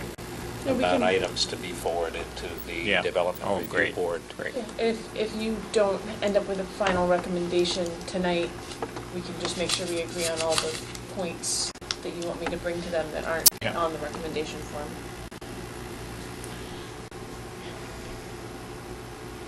Can somebody outline kind of a schedule on this? I'm getting really confused as to, okay, when do you need final approval? Well, I mean, A month we'll ago. get it when we've earned it, I guess. But if everything went well for the city, I think we would like to have final permits before the voters go to the poll on November 6th. Oh, but you won't get final permits. Well, At least have final decisions. Final decisions. Or verbal decisions, because, Yeah. okay, just because. Right. There was a very strong goal to try to get this under construction in December. And that would, a lot of pieces are going to have to fall into place before that can be a reality. But, having done this for 33 years now or whatever, I can't make such predictions. I mean, it's entirely up to you how fast we go. I feel like we've answered the substantive issues that were brought up before. It sounds like we still have an issue on the fencing, but I would hope that wouldn't be a reason to hold up the project, because we're happy to continue to talk about it. It's just,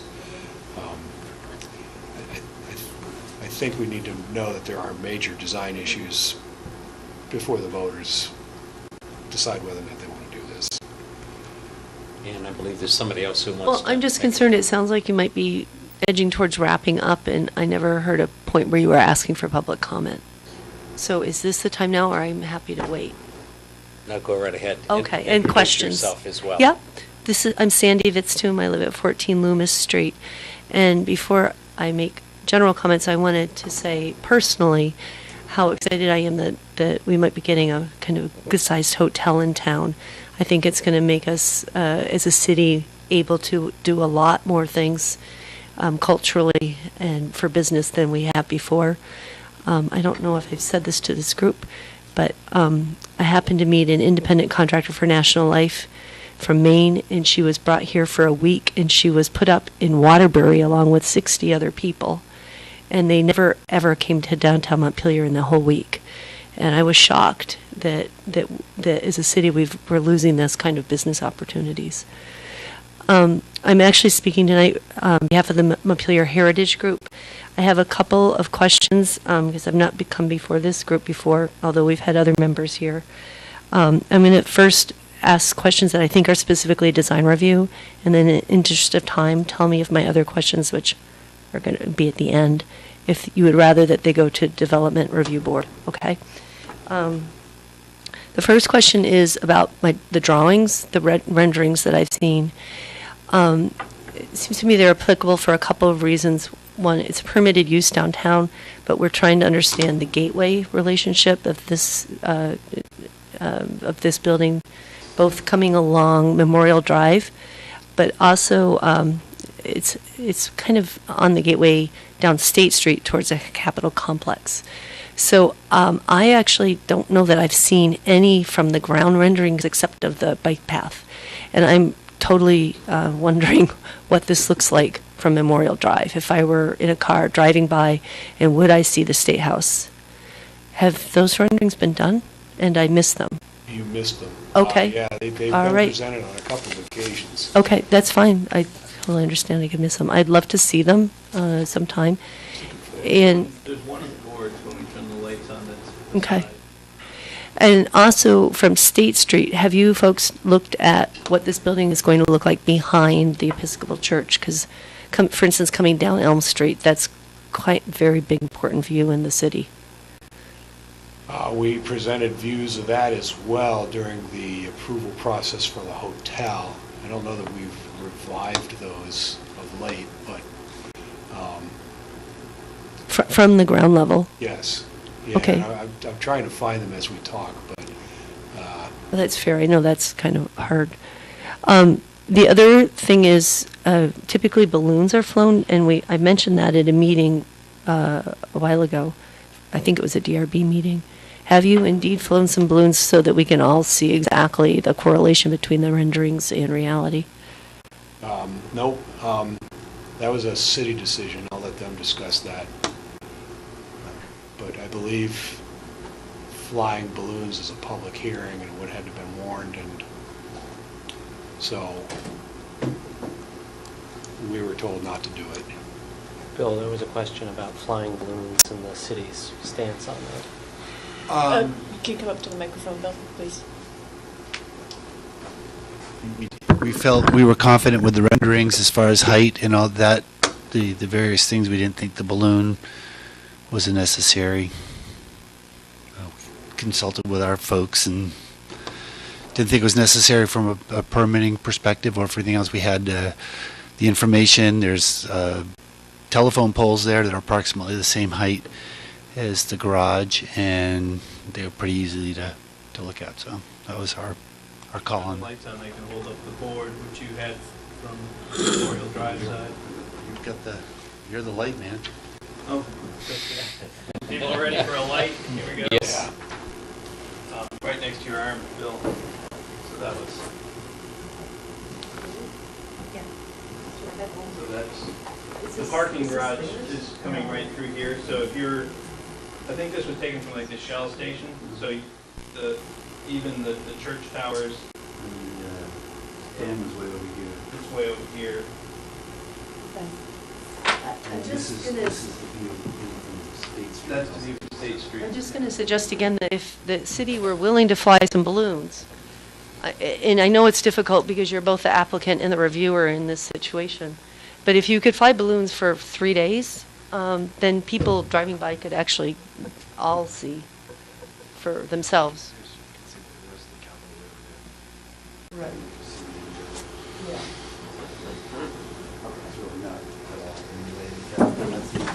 So this was done by someone else besides? Correct. That was something that was presented by Stephen Whitaker at an earlier hearing. Okay. Then, another question, I hadn't really become aware of the alley until tonight. And I actually, if there must be some other accommodation for hotel guests with their little rolly wheels trying to get to the hotel besides having to be outside and on the alley, I hope. So that's one question. And then in general, I've talked about this at the DRB meeting. I'm totally confused. It seems to me we're trying to develop clear streets and clear walkways in the city. When I grew up, it was a village of back shortcuts, and then a lot of them are gone as we're trying to make the city more clear as an urban pattern. So I think I heard, Bill, maybe you can correct me, we're building a street out to between the garage. Is it going to be a street or is it an alley between the garage and State Street? Well, it's a complex of things.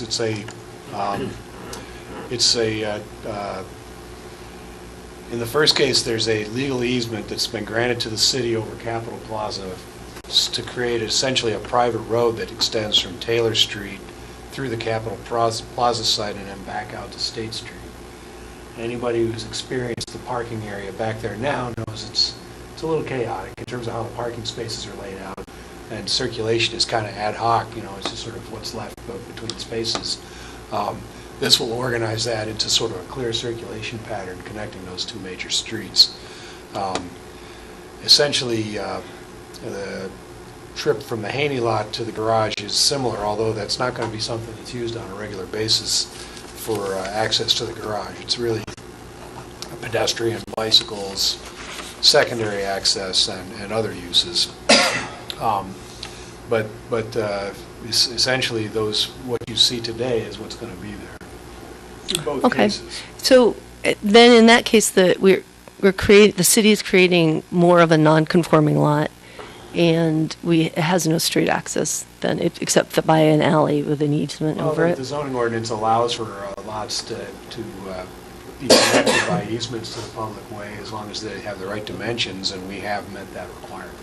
And then this is functioning as a way in and out for 300 and however many vehicles. They're not going to be there for 24 hours, so it'll be more than 700 trips a day, probably, right? Well, we've submitted a traffic analysis. I'll let that stand on its own, but there's 206 spaces back there now that are used every day. Mm-hmm. So this isn't like we're taking a cornfield and doing this. This is a parking lot now.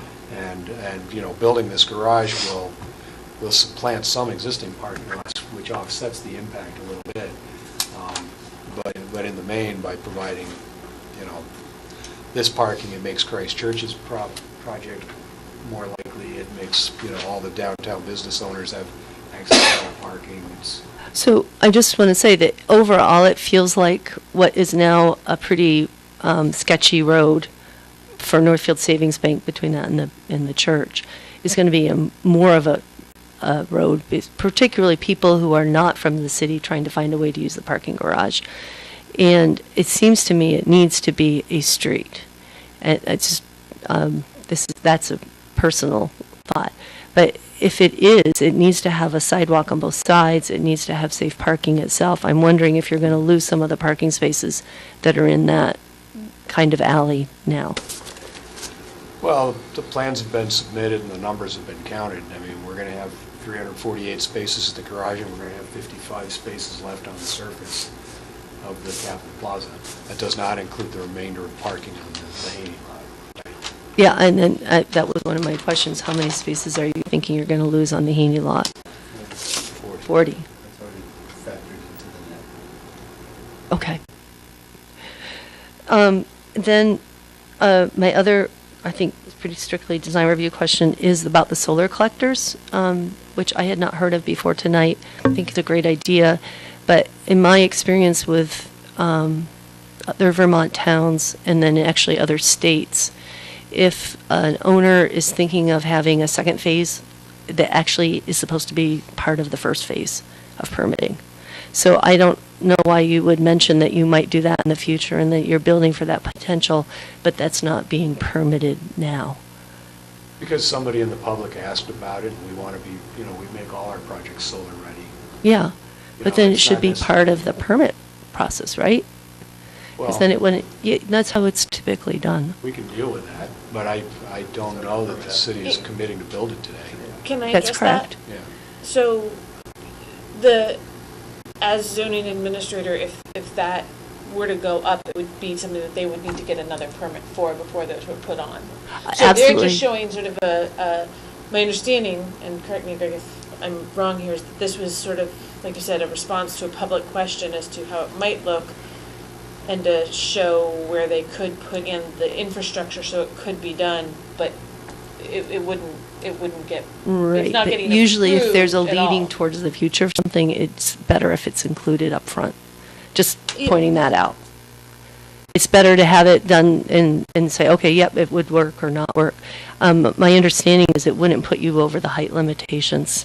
No, that wouldn't be a So, problem because it's a six. I don't know why it would be an issue. It wouldn't, it wouldn't increase your FAR. There's two issues, and one is that the city is maxed out on their net zero metering situation, so they can't necessarily just use a net metered solution for this.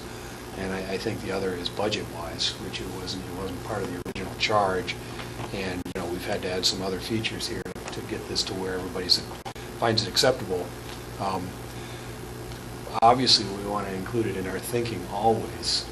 Whether or not it happens right away is something that's really up to the city. We just want to know that our design will accommodate it. Right. I'm just simply pointing out if it were a private owner making this application, they would probably be asked to be more specific about it, even if it were a future phase, is my experience. Okay, well, I'm trying not to be vague. I guess the thing is we've included it in our thinking. Yep. Because we didn't want to shut the door on it. It came up as a question from the public, and we explored the possibility, but I haven't been told that I have an extra $500,000 to spend. Oh, right. So- Well, it's a question of future phase. Then, and these are just things I want to ask to make sure, because I don't know. How tall is the building in number of levels from the very lowest level of parking to the top level? Is it 4? That's what I had heard. Well, there are essentially, but because the floor level slope Yeah. kind of goes up in half increments, I guess at its tallest it's 4.5 stories. 4.5, okay, just curious. And I know it has to be 20 feet back from the top of the bank, is that right? And there's absolutely no construction within 15 feet of the top of the bank for the riparian buffer zone? That's an open question. I'm sorry. I was just thinking, so that, if you come to the DRB hearing. Is that a DRB you'll be issue? dealing with the water setback and Great. riparian buffers then. Yep. It's not within the design review regulations, so this can, That's can't where really address I was it. guessing. Yep. That's why I put it right at the end. Oh, thank you. All right, thanks. Thank you. Laura Rose again. Could I just ask about from Main Street, when you're looking across the bicycle bridge, wouldn't the garage obstruct the view of the Capitol there? If I'm on Main Street at Shaw's and I'm looking, wouldn't the garage, especially with solar panels, the towers itself, you said the garage was 4.5 stories, but the towers are taller than that, and the solar panels are even taller than that, should we get that far. So now I'm looking across from Shaw's, across the river, and I don't believe I can see the Capitol anymore. It is a beautiful view from Main Street. We submitted a visual analysis. It's in the package. What's interesting is the existing Capitol Plaza is 6 stories tall. And so this proposed hotel is 5 stories tall and the garage is 4.5 stories tall. We took a photograph from across the street there on Main Street, looking down the bike incident. And that's what you see. And It'll be right in the way. Well, Here's It'll the be right garage. in the way. Here's the garage. Here's the Capitol building. Here's the hotel that is. Capitol Plaza, which you can see Yeah. the story of what We construct these things mathematically. I will vouch for their accuracy. I know people look We're at just them and go, gonna I see the can't little believe it. tip of the dome and nothing else. The whole dome. There's the dome. This is the hotel that is. Bottom of the pre- dome. Well, this is the hotel that is previously permitted. And here's the garage. Yeah, I just don't see the bottom of the dome, I just see part of it. And I'm not quite sure. Thank you. You see as much of it as you do today, you will in the future. doesn't jump out at you as much as you think right there. So that would, you submitted the most recent ones of those for the October 1st hearing. That helps you find it on there, It should if be in any of there. your folders are labeled. Yeah, well, they were all labeled, but,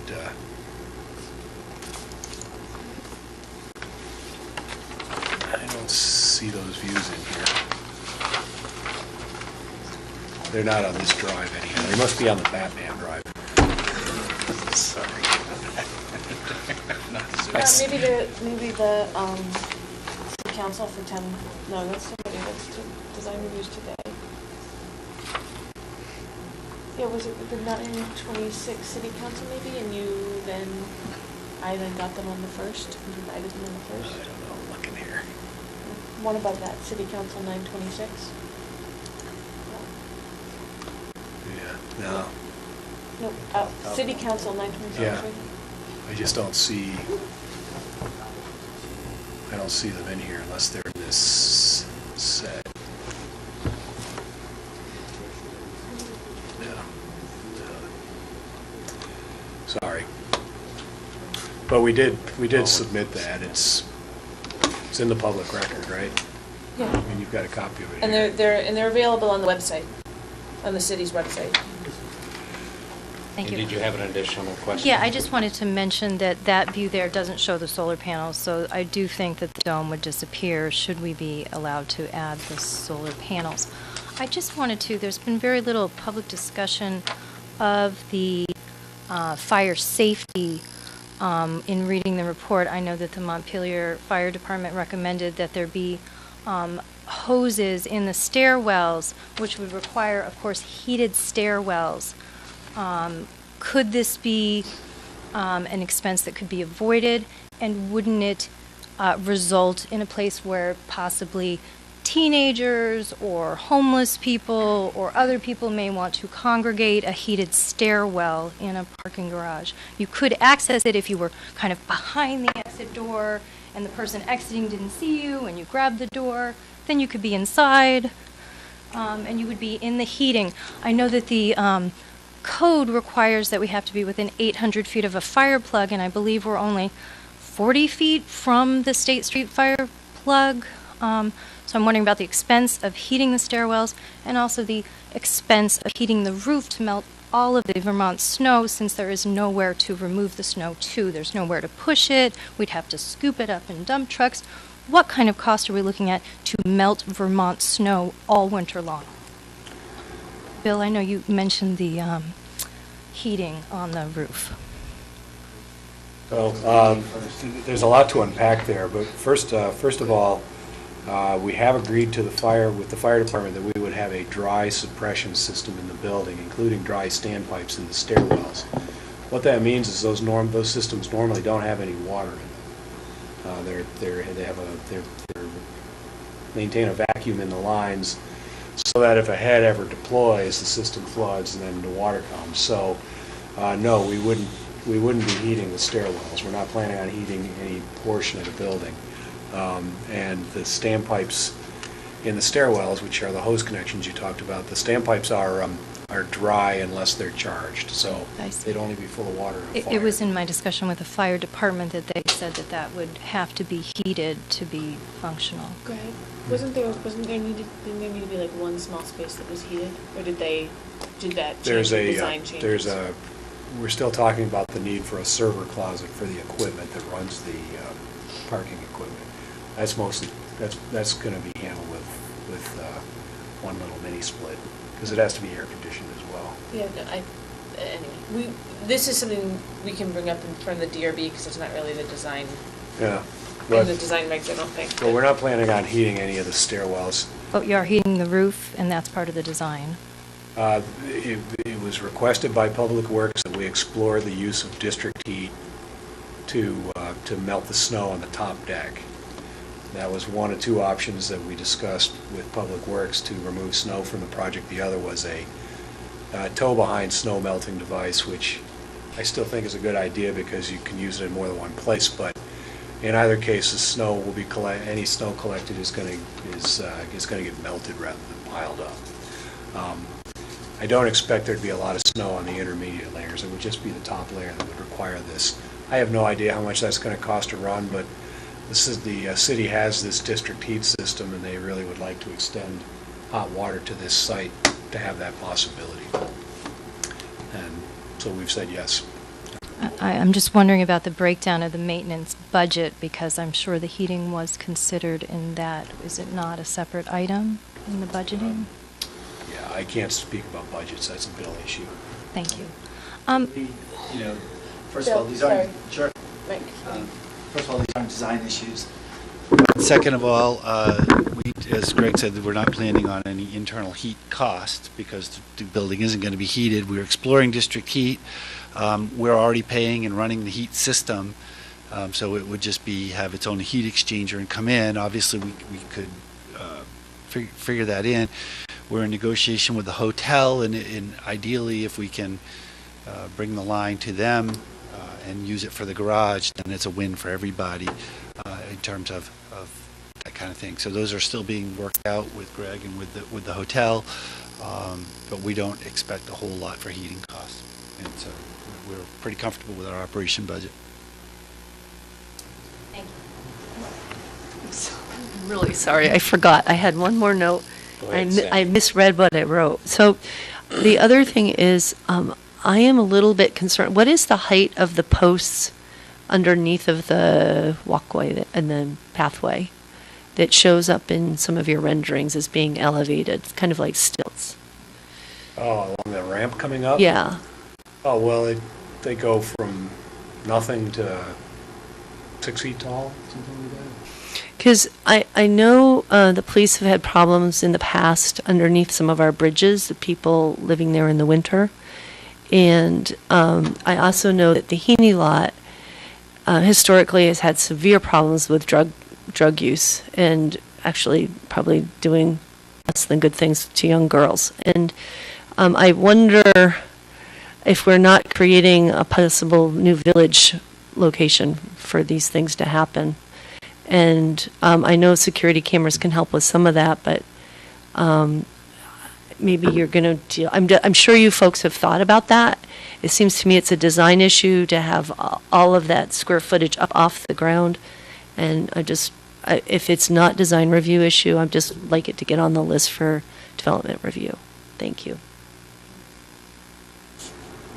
Well, yeah, I sense you're looking for a response. Things are on stilts and things in that area because we're using that as a portion of our flood control management program for these combined sites. Maintaining the grade at 518 for most of that area, it offsets enough flood water that we can build this project without increasing the impacts on flooding in the area. We've conducted extensive computer modeling of that, and it turns out that the balance is close enough that if there were a flood, that this project would impact it by a few thousandths of an inch. So substantially neutral in terms of its impact on flooding, which has been a goal right along. But that's why a lot of this stuff is on stilts as opposed to just filled up or buried. That, and we want to make sure that we maintain this garage as an open air garage, which means it doesn't require mechanical ventilation.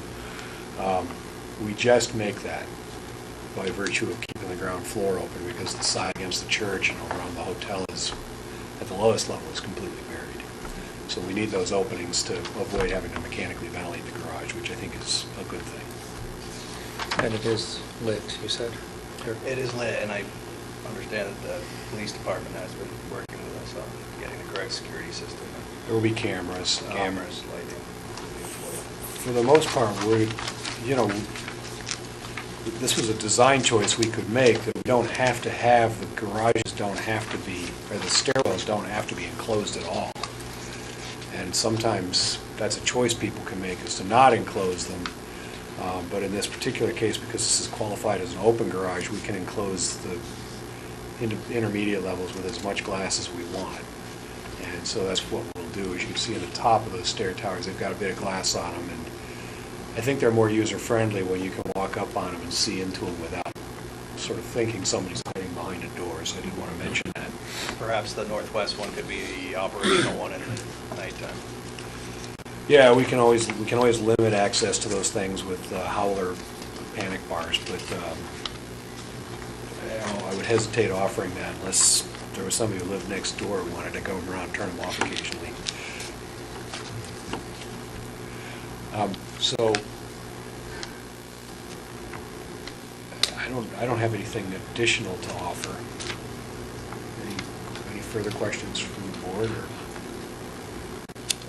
Would you just quickly run down the items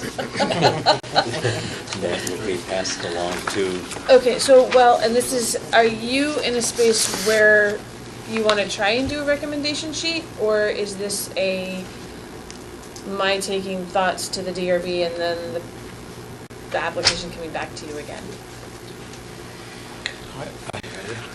I'm prepared to vote. Okay, because I know the fence, the picket fencing is an issue. Yes. And that's both along the ramping Yes. and along the bottom of the building, Yeah. right? So that's one thing you want to have a recommendation on. Do you want to have bike racks on the boardwalk as well, or just inside the garage, or have it as an option? Option? Leave that as an option. Okay. Art or signs at both of the different sort of alleyway entrances on both sides to make that welcoming.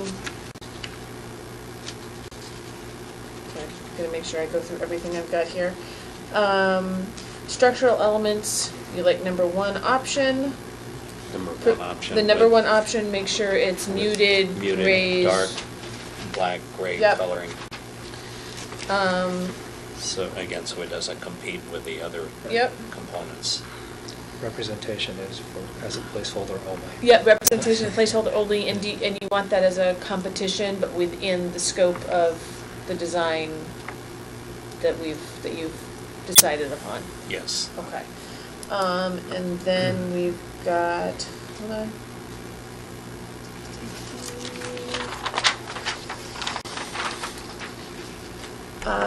Any comments on we talked about the height of the solar panels, but that's really just future, it needs to come back here. It would be another permit. application. Yep, Again, it's conceptual only at this point.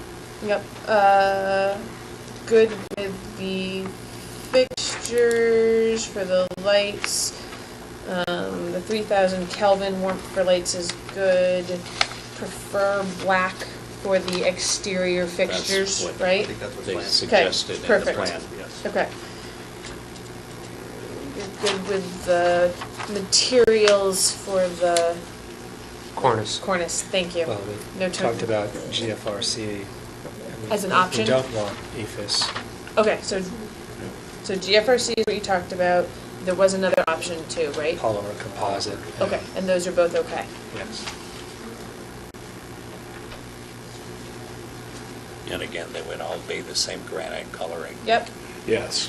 yep, I have that. So, as are all the rest of the bands around the building. Typically, Those are actually the granite. lower ones are actually granite.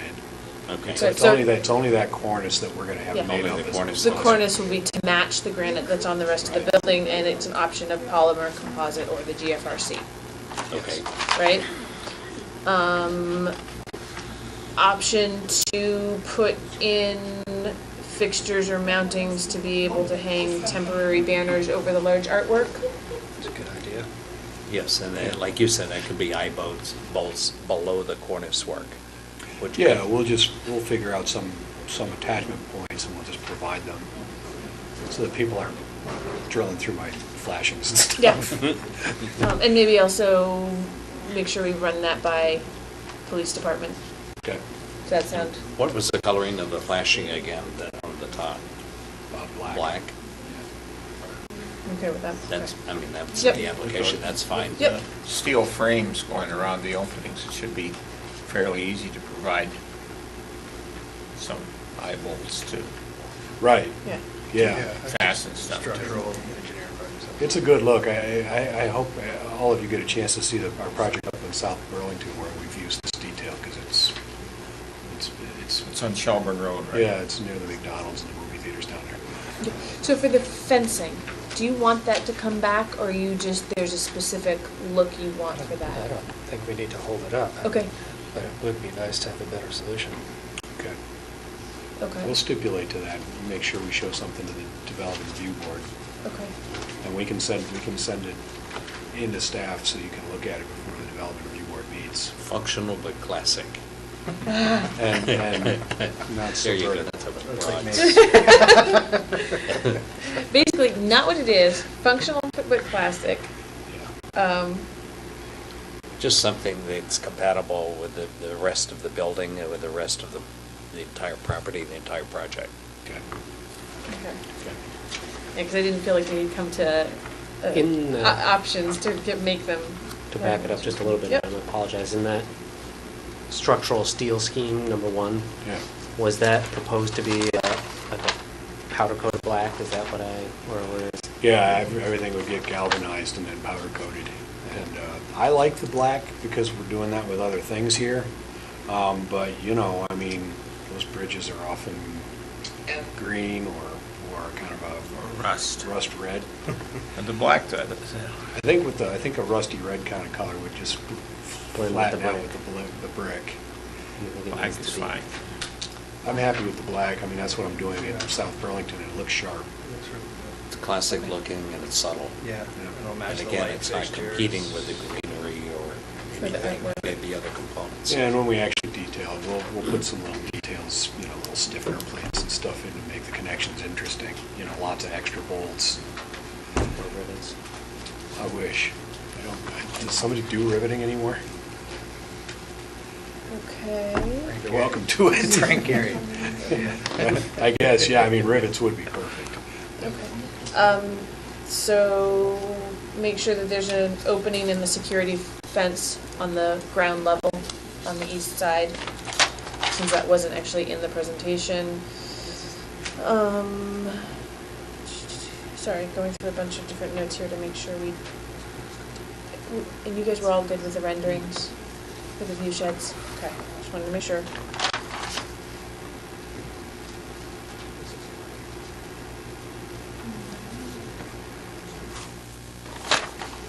I think that's all I've got. Oh, and the decking material, we Oh. talked about tropical hardwood, like an Ipe or something like that. Okay. Sustainable. Or FSC, no doubt. Right. Or whether we can get a bunch of black locust. That would be. That would be preferred if we can source black locust. Okay, so The same idea, black locust preferred. Yeah, I don't know, what did they use on the Burlington bike path? yeah. I think that's eBay, I believe. Because I'm astounded at how well it's held up. eBay is amazing. It's a solid piece of material. It won't even burn, it's incredible. Oh, I put an ePay siding on a house I own right now. It doesn't screw a nail very easily. No, you can pre-drill everything. Yeah, I it's a know. good way to break a lot of stainless steel fasteners. I'm Yeah. sorry, James, how do you spell that? Say it again. IPE. Okay. It's also known as ironwood sometimes. Okay, thank you.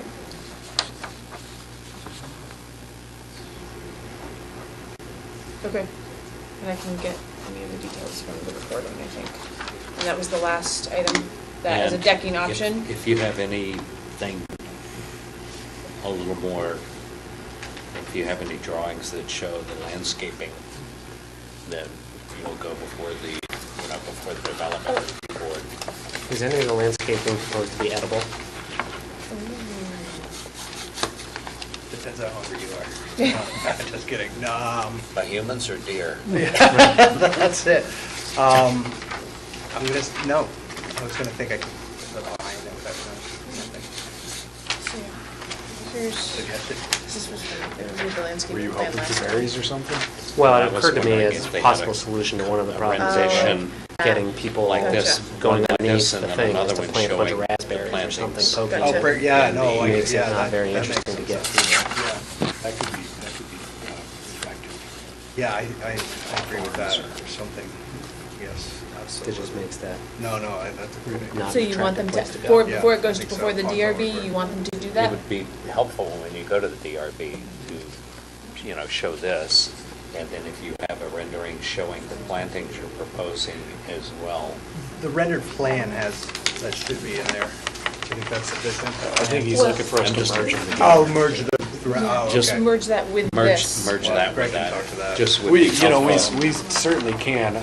Generally speaking, we turn that layer off because Mhm. it covers up so much information that we're trying to share with you. But it's Just easy- being able to see both would It would be easy enough to turn it back on. be a nice Yeah. perspective. But you'll be surprised at how much this gets covered up by trees. But it shows it's going to cover everything when they're in full leaf. Yeah. Yeah.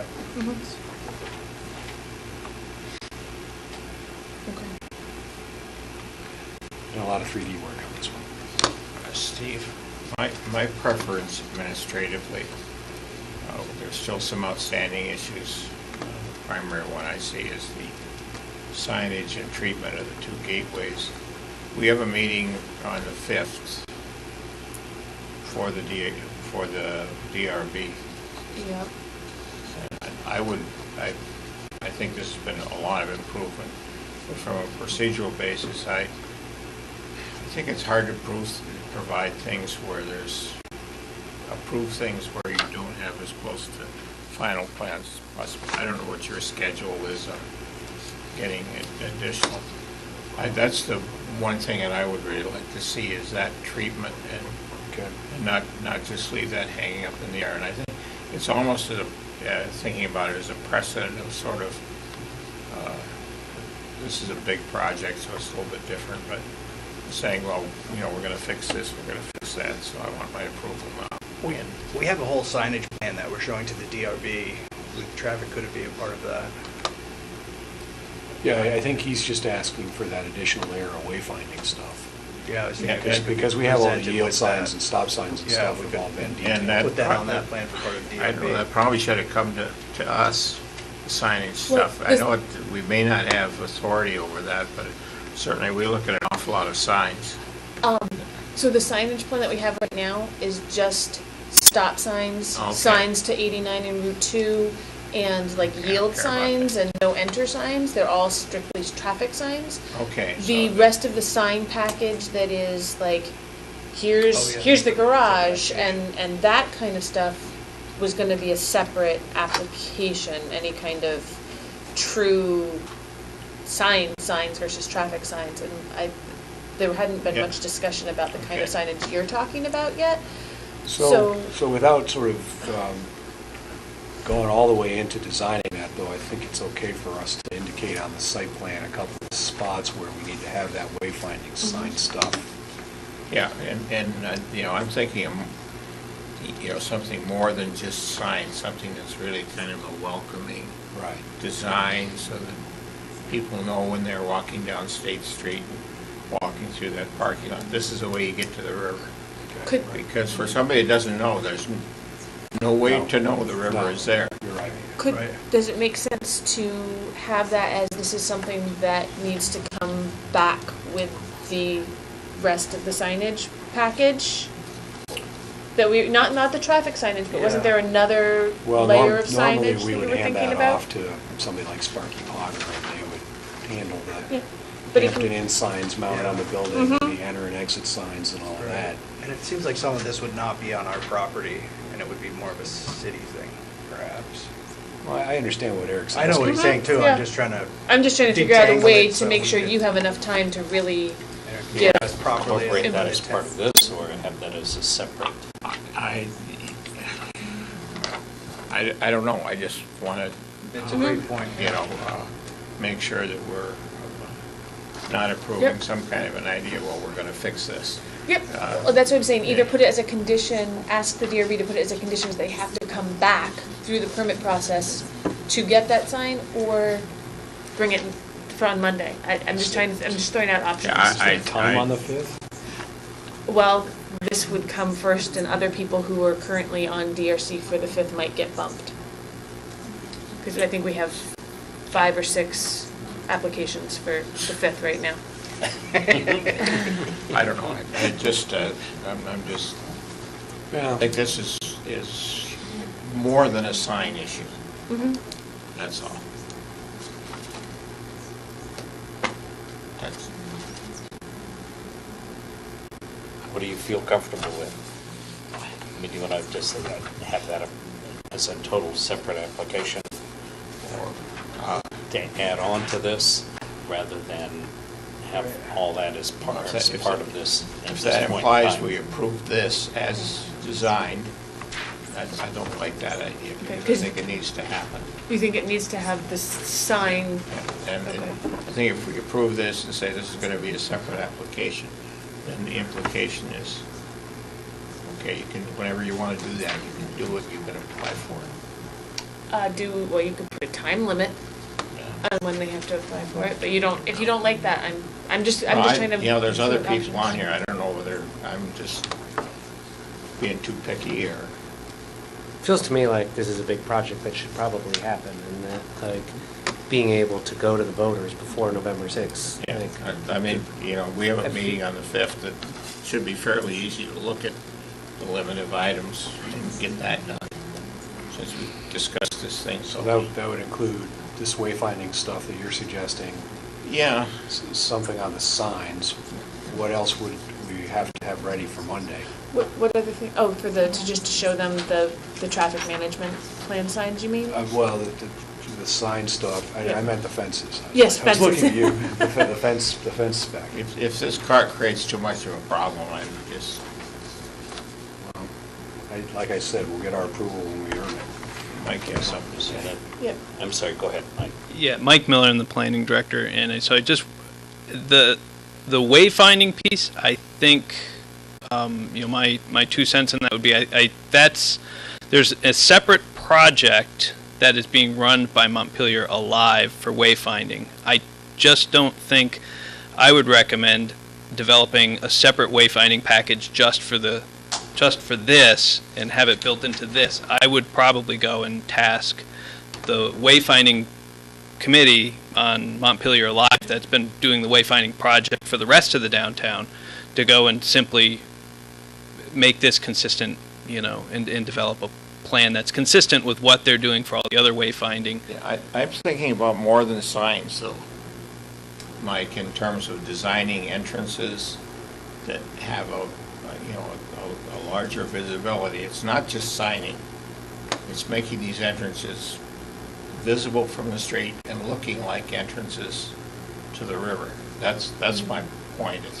Signing, I'd fine. If it's just signing, we can figure that out.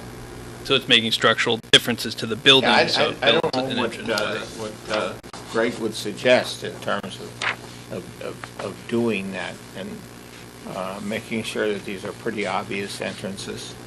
I don't know whether it's some kind of an arch, a canopy, just an idea that that's some sort of symbolic gateway.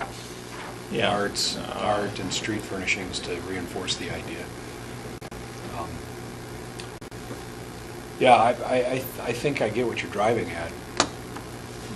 I just would like to find an efficient way to get it back in front of you, because I don't think it's a lot. And I recognize the need to act on it and give something to the DRB. I just observed that the connection between the garage and the hotel isn't really changed significantly from the prior approval, and that had a gateway to the river, the same walkway going through, and none of this was required or asked at that time. We're all for doing this, but I do think perhaps we're adding a whole different standard, and there is no signage now showing anyone going down through the Heaney parking lot to the hotel. So again, we're not opposed to it, but I am a little concerned about holding up a project, seeking a standard that is higher than an already approved project that's virtually identical. So, my 2 cents. Bill, I do think the project has changed enough in terms of blocking the river that we need to emphasize this access. That's all. I agree with that. And I don't want to hold the project up. I just want to make our process something that if you don't want to do it conditional, that's fine. Whatever. How's best to make that recommendation? It's your options. You can have it come back, or you can have it as they need to show it to DRB, but it's not going to be your option to view it. And it either comes back on the 5th. How many things do we have that have a real, does it the fence? And The fencing and this? are the things that you really need to look at. Otherwise, you've got clearly what Right. your recommendations are.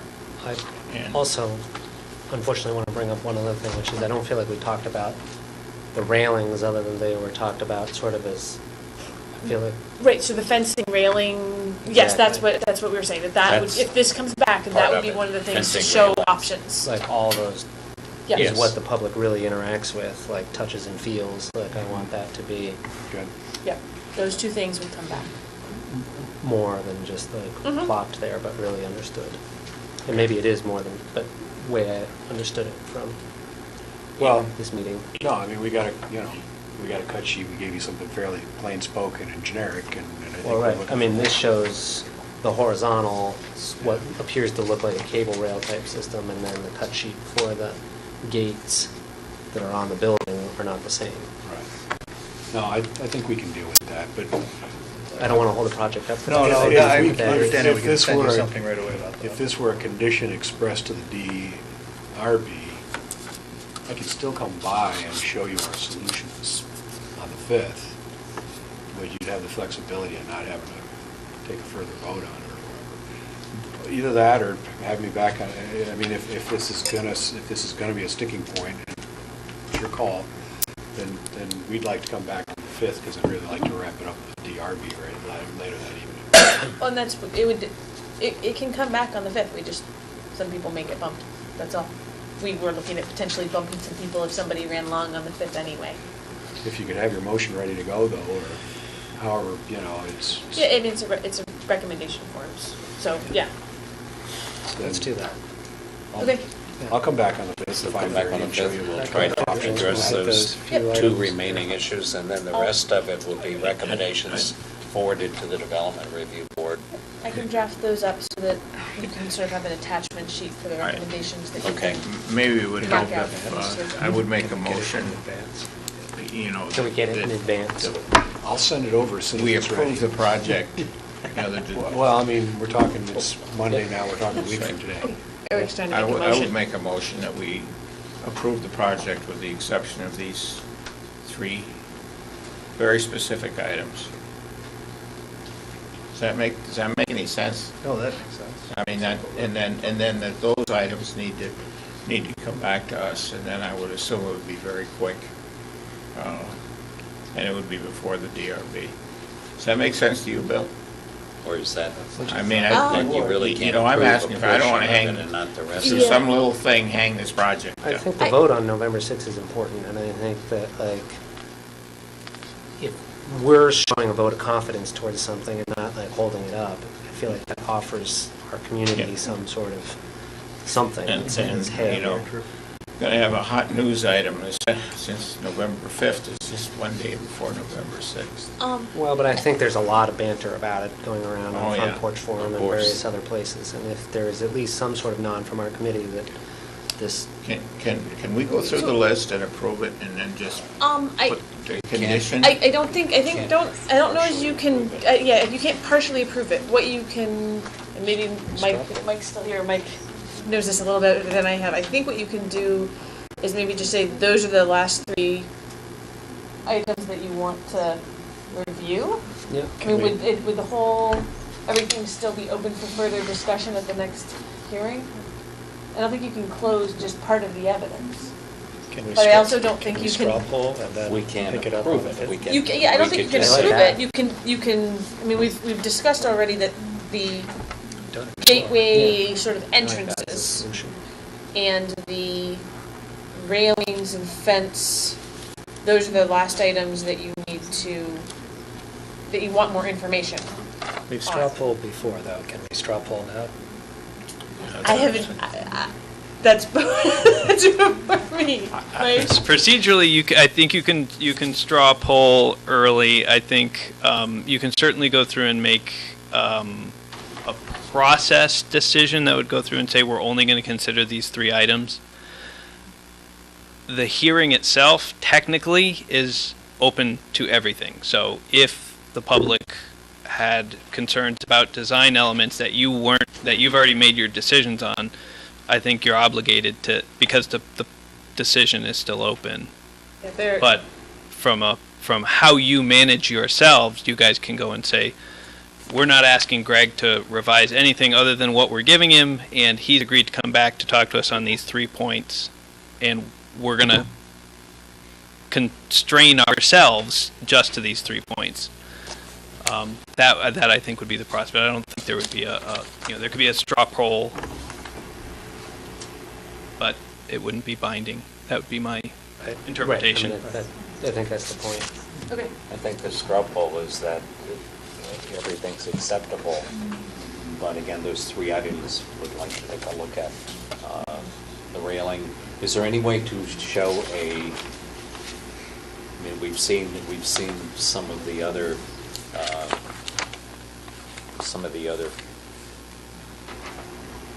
pictorials of what it looks like from the front, but nothing like this showing from this side. Okay. You're asking for an elevation from where? Landscaping. So in other words, what we'd be looking at is a color representation of what this looks like from State Street. Like an elevation or a perspective? A perspective, just like this. Just like that, just what the So you landscape can is. see what that entrance looks like going between the buildings and on this side. You're suggesting, I couldn't see what you were pointing at, but looking down the In other words, parking lot? with everything, with this new package here, is there a way to, show a perspective looking at it from State Street, so you see what it actually looks like? Yeah. From State Street? From State Street. Yeah. And we saw some of the earlier versions we did. Yeah, but to then put in the more welcoming entrance possibilities, right, for the pathways. That way you're including your landscape plan, again, and a color And I representation of what it's actually going to look like when you're walking down to that entryway to come to the back of the building and to So the either river. a northern elevation or a perspective, okay. And I think since suggested for signage, you're not designing the signage, right?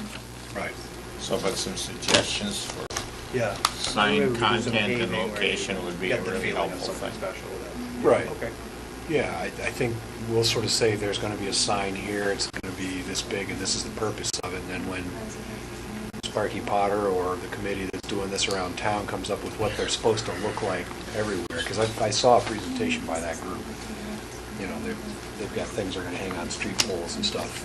I think we definitely want to be keyed into that. I think Mike's right. I mean, this is something that wants to be integrated.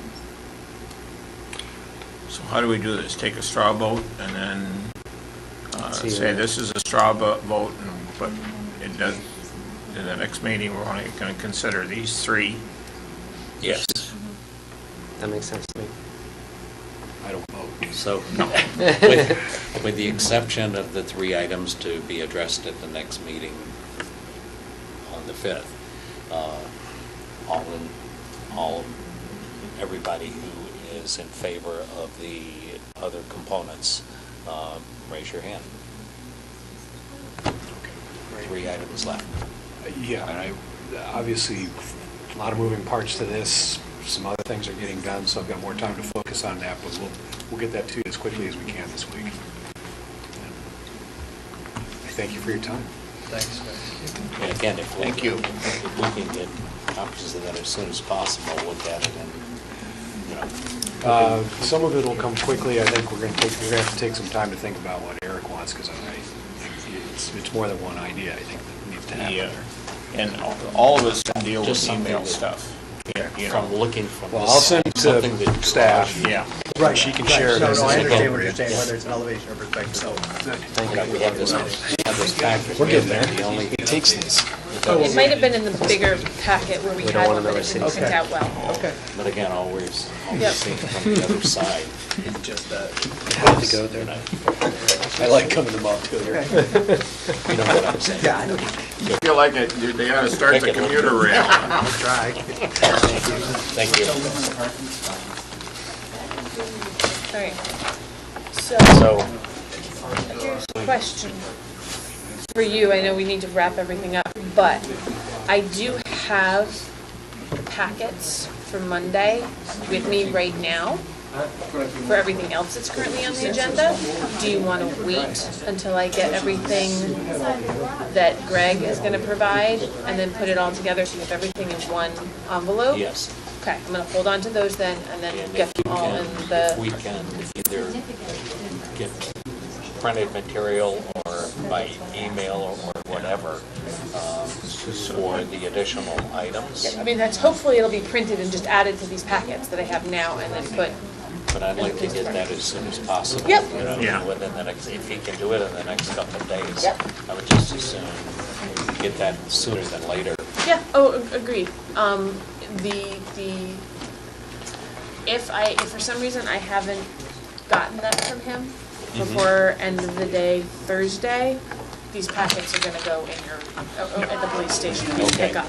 And then hopefully I can just email it to you because Audra's out of the office. So Okay. trying to make sure you get that through proper channels. And I will write up what we've got in here for the recommendation sheet so that you guys can review that and mark it up if you need to, so you have a script for... It's hard, there are a lot of moving parts of this, and usually we review much smaller projects, and we ask for specifics on smaller projects. We have to on it. Yeah. And there's, like the fencing of the railings, that's sort of, you know, just thrown in. And it should look better and be more specific, so, and again, that we're sort of between a rock and a hard place, because you don't want to hold it up, but you want it to be complete. Who knows what's going to happen with this, but I want to be able to be confident the design review has done its due diligence. We didn't just Push it along, push because this. I can accept that. I accept that, Eric. I understand the deadlines, and I'm perfectly willing to work with, I just did want to sort of at least show some confidence to the world that we're behind the project. And then some of the items, like everything's up on piers. Who knows? I mean, it might become a homeless encampment underneath, but you deal with a lot of that that's a stuff. police issue. Yeah. In case you need to. Yeah. I mean, at some point in time, if they need to do, some 6-inch metal fencing underneath We to hope not. block it off. I mean, you do what you need to do to Right. deal with the I problem. like my It's not a raspberry problem. solution, but yes. So, do we need to adjourn at this point, or So, is there other well, business? We We need to we adjourn. have agreed to Yeah. table that and coming back with the 3 items on the 5th. Right. And everybody, I mean, we didn't make a motion. and Yeah, no, I second just mean, But- yeah. Yes. I'm just doing other business and Other- adjournments, because are you still recording? Because we haven't adjourned Okay. yet. So do I hear a motion to adjourn? Yes. And the next meeting, we'll be back here on November the 5th. I second that Second? motion. All in favor? Okay. Thank Back you. on the 5th. And this will be- Just wanted.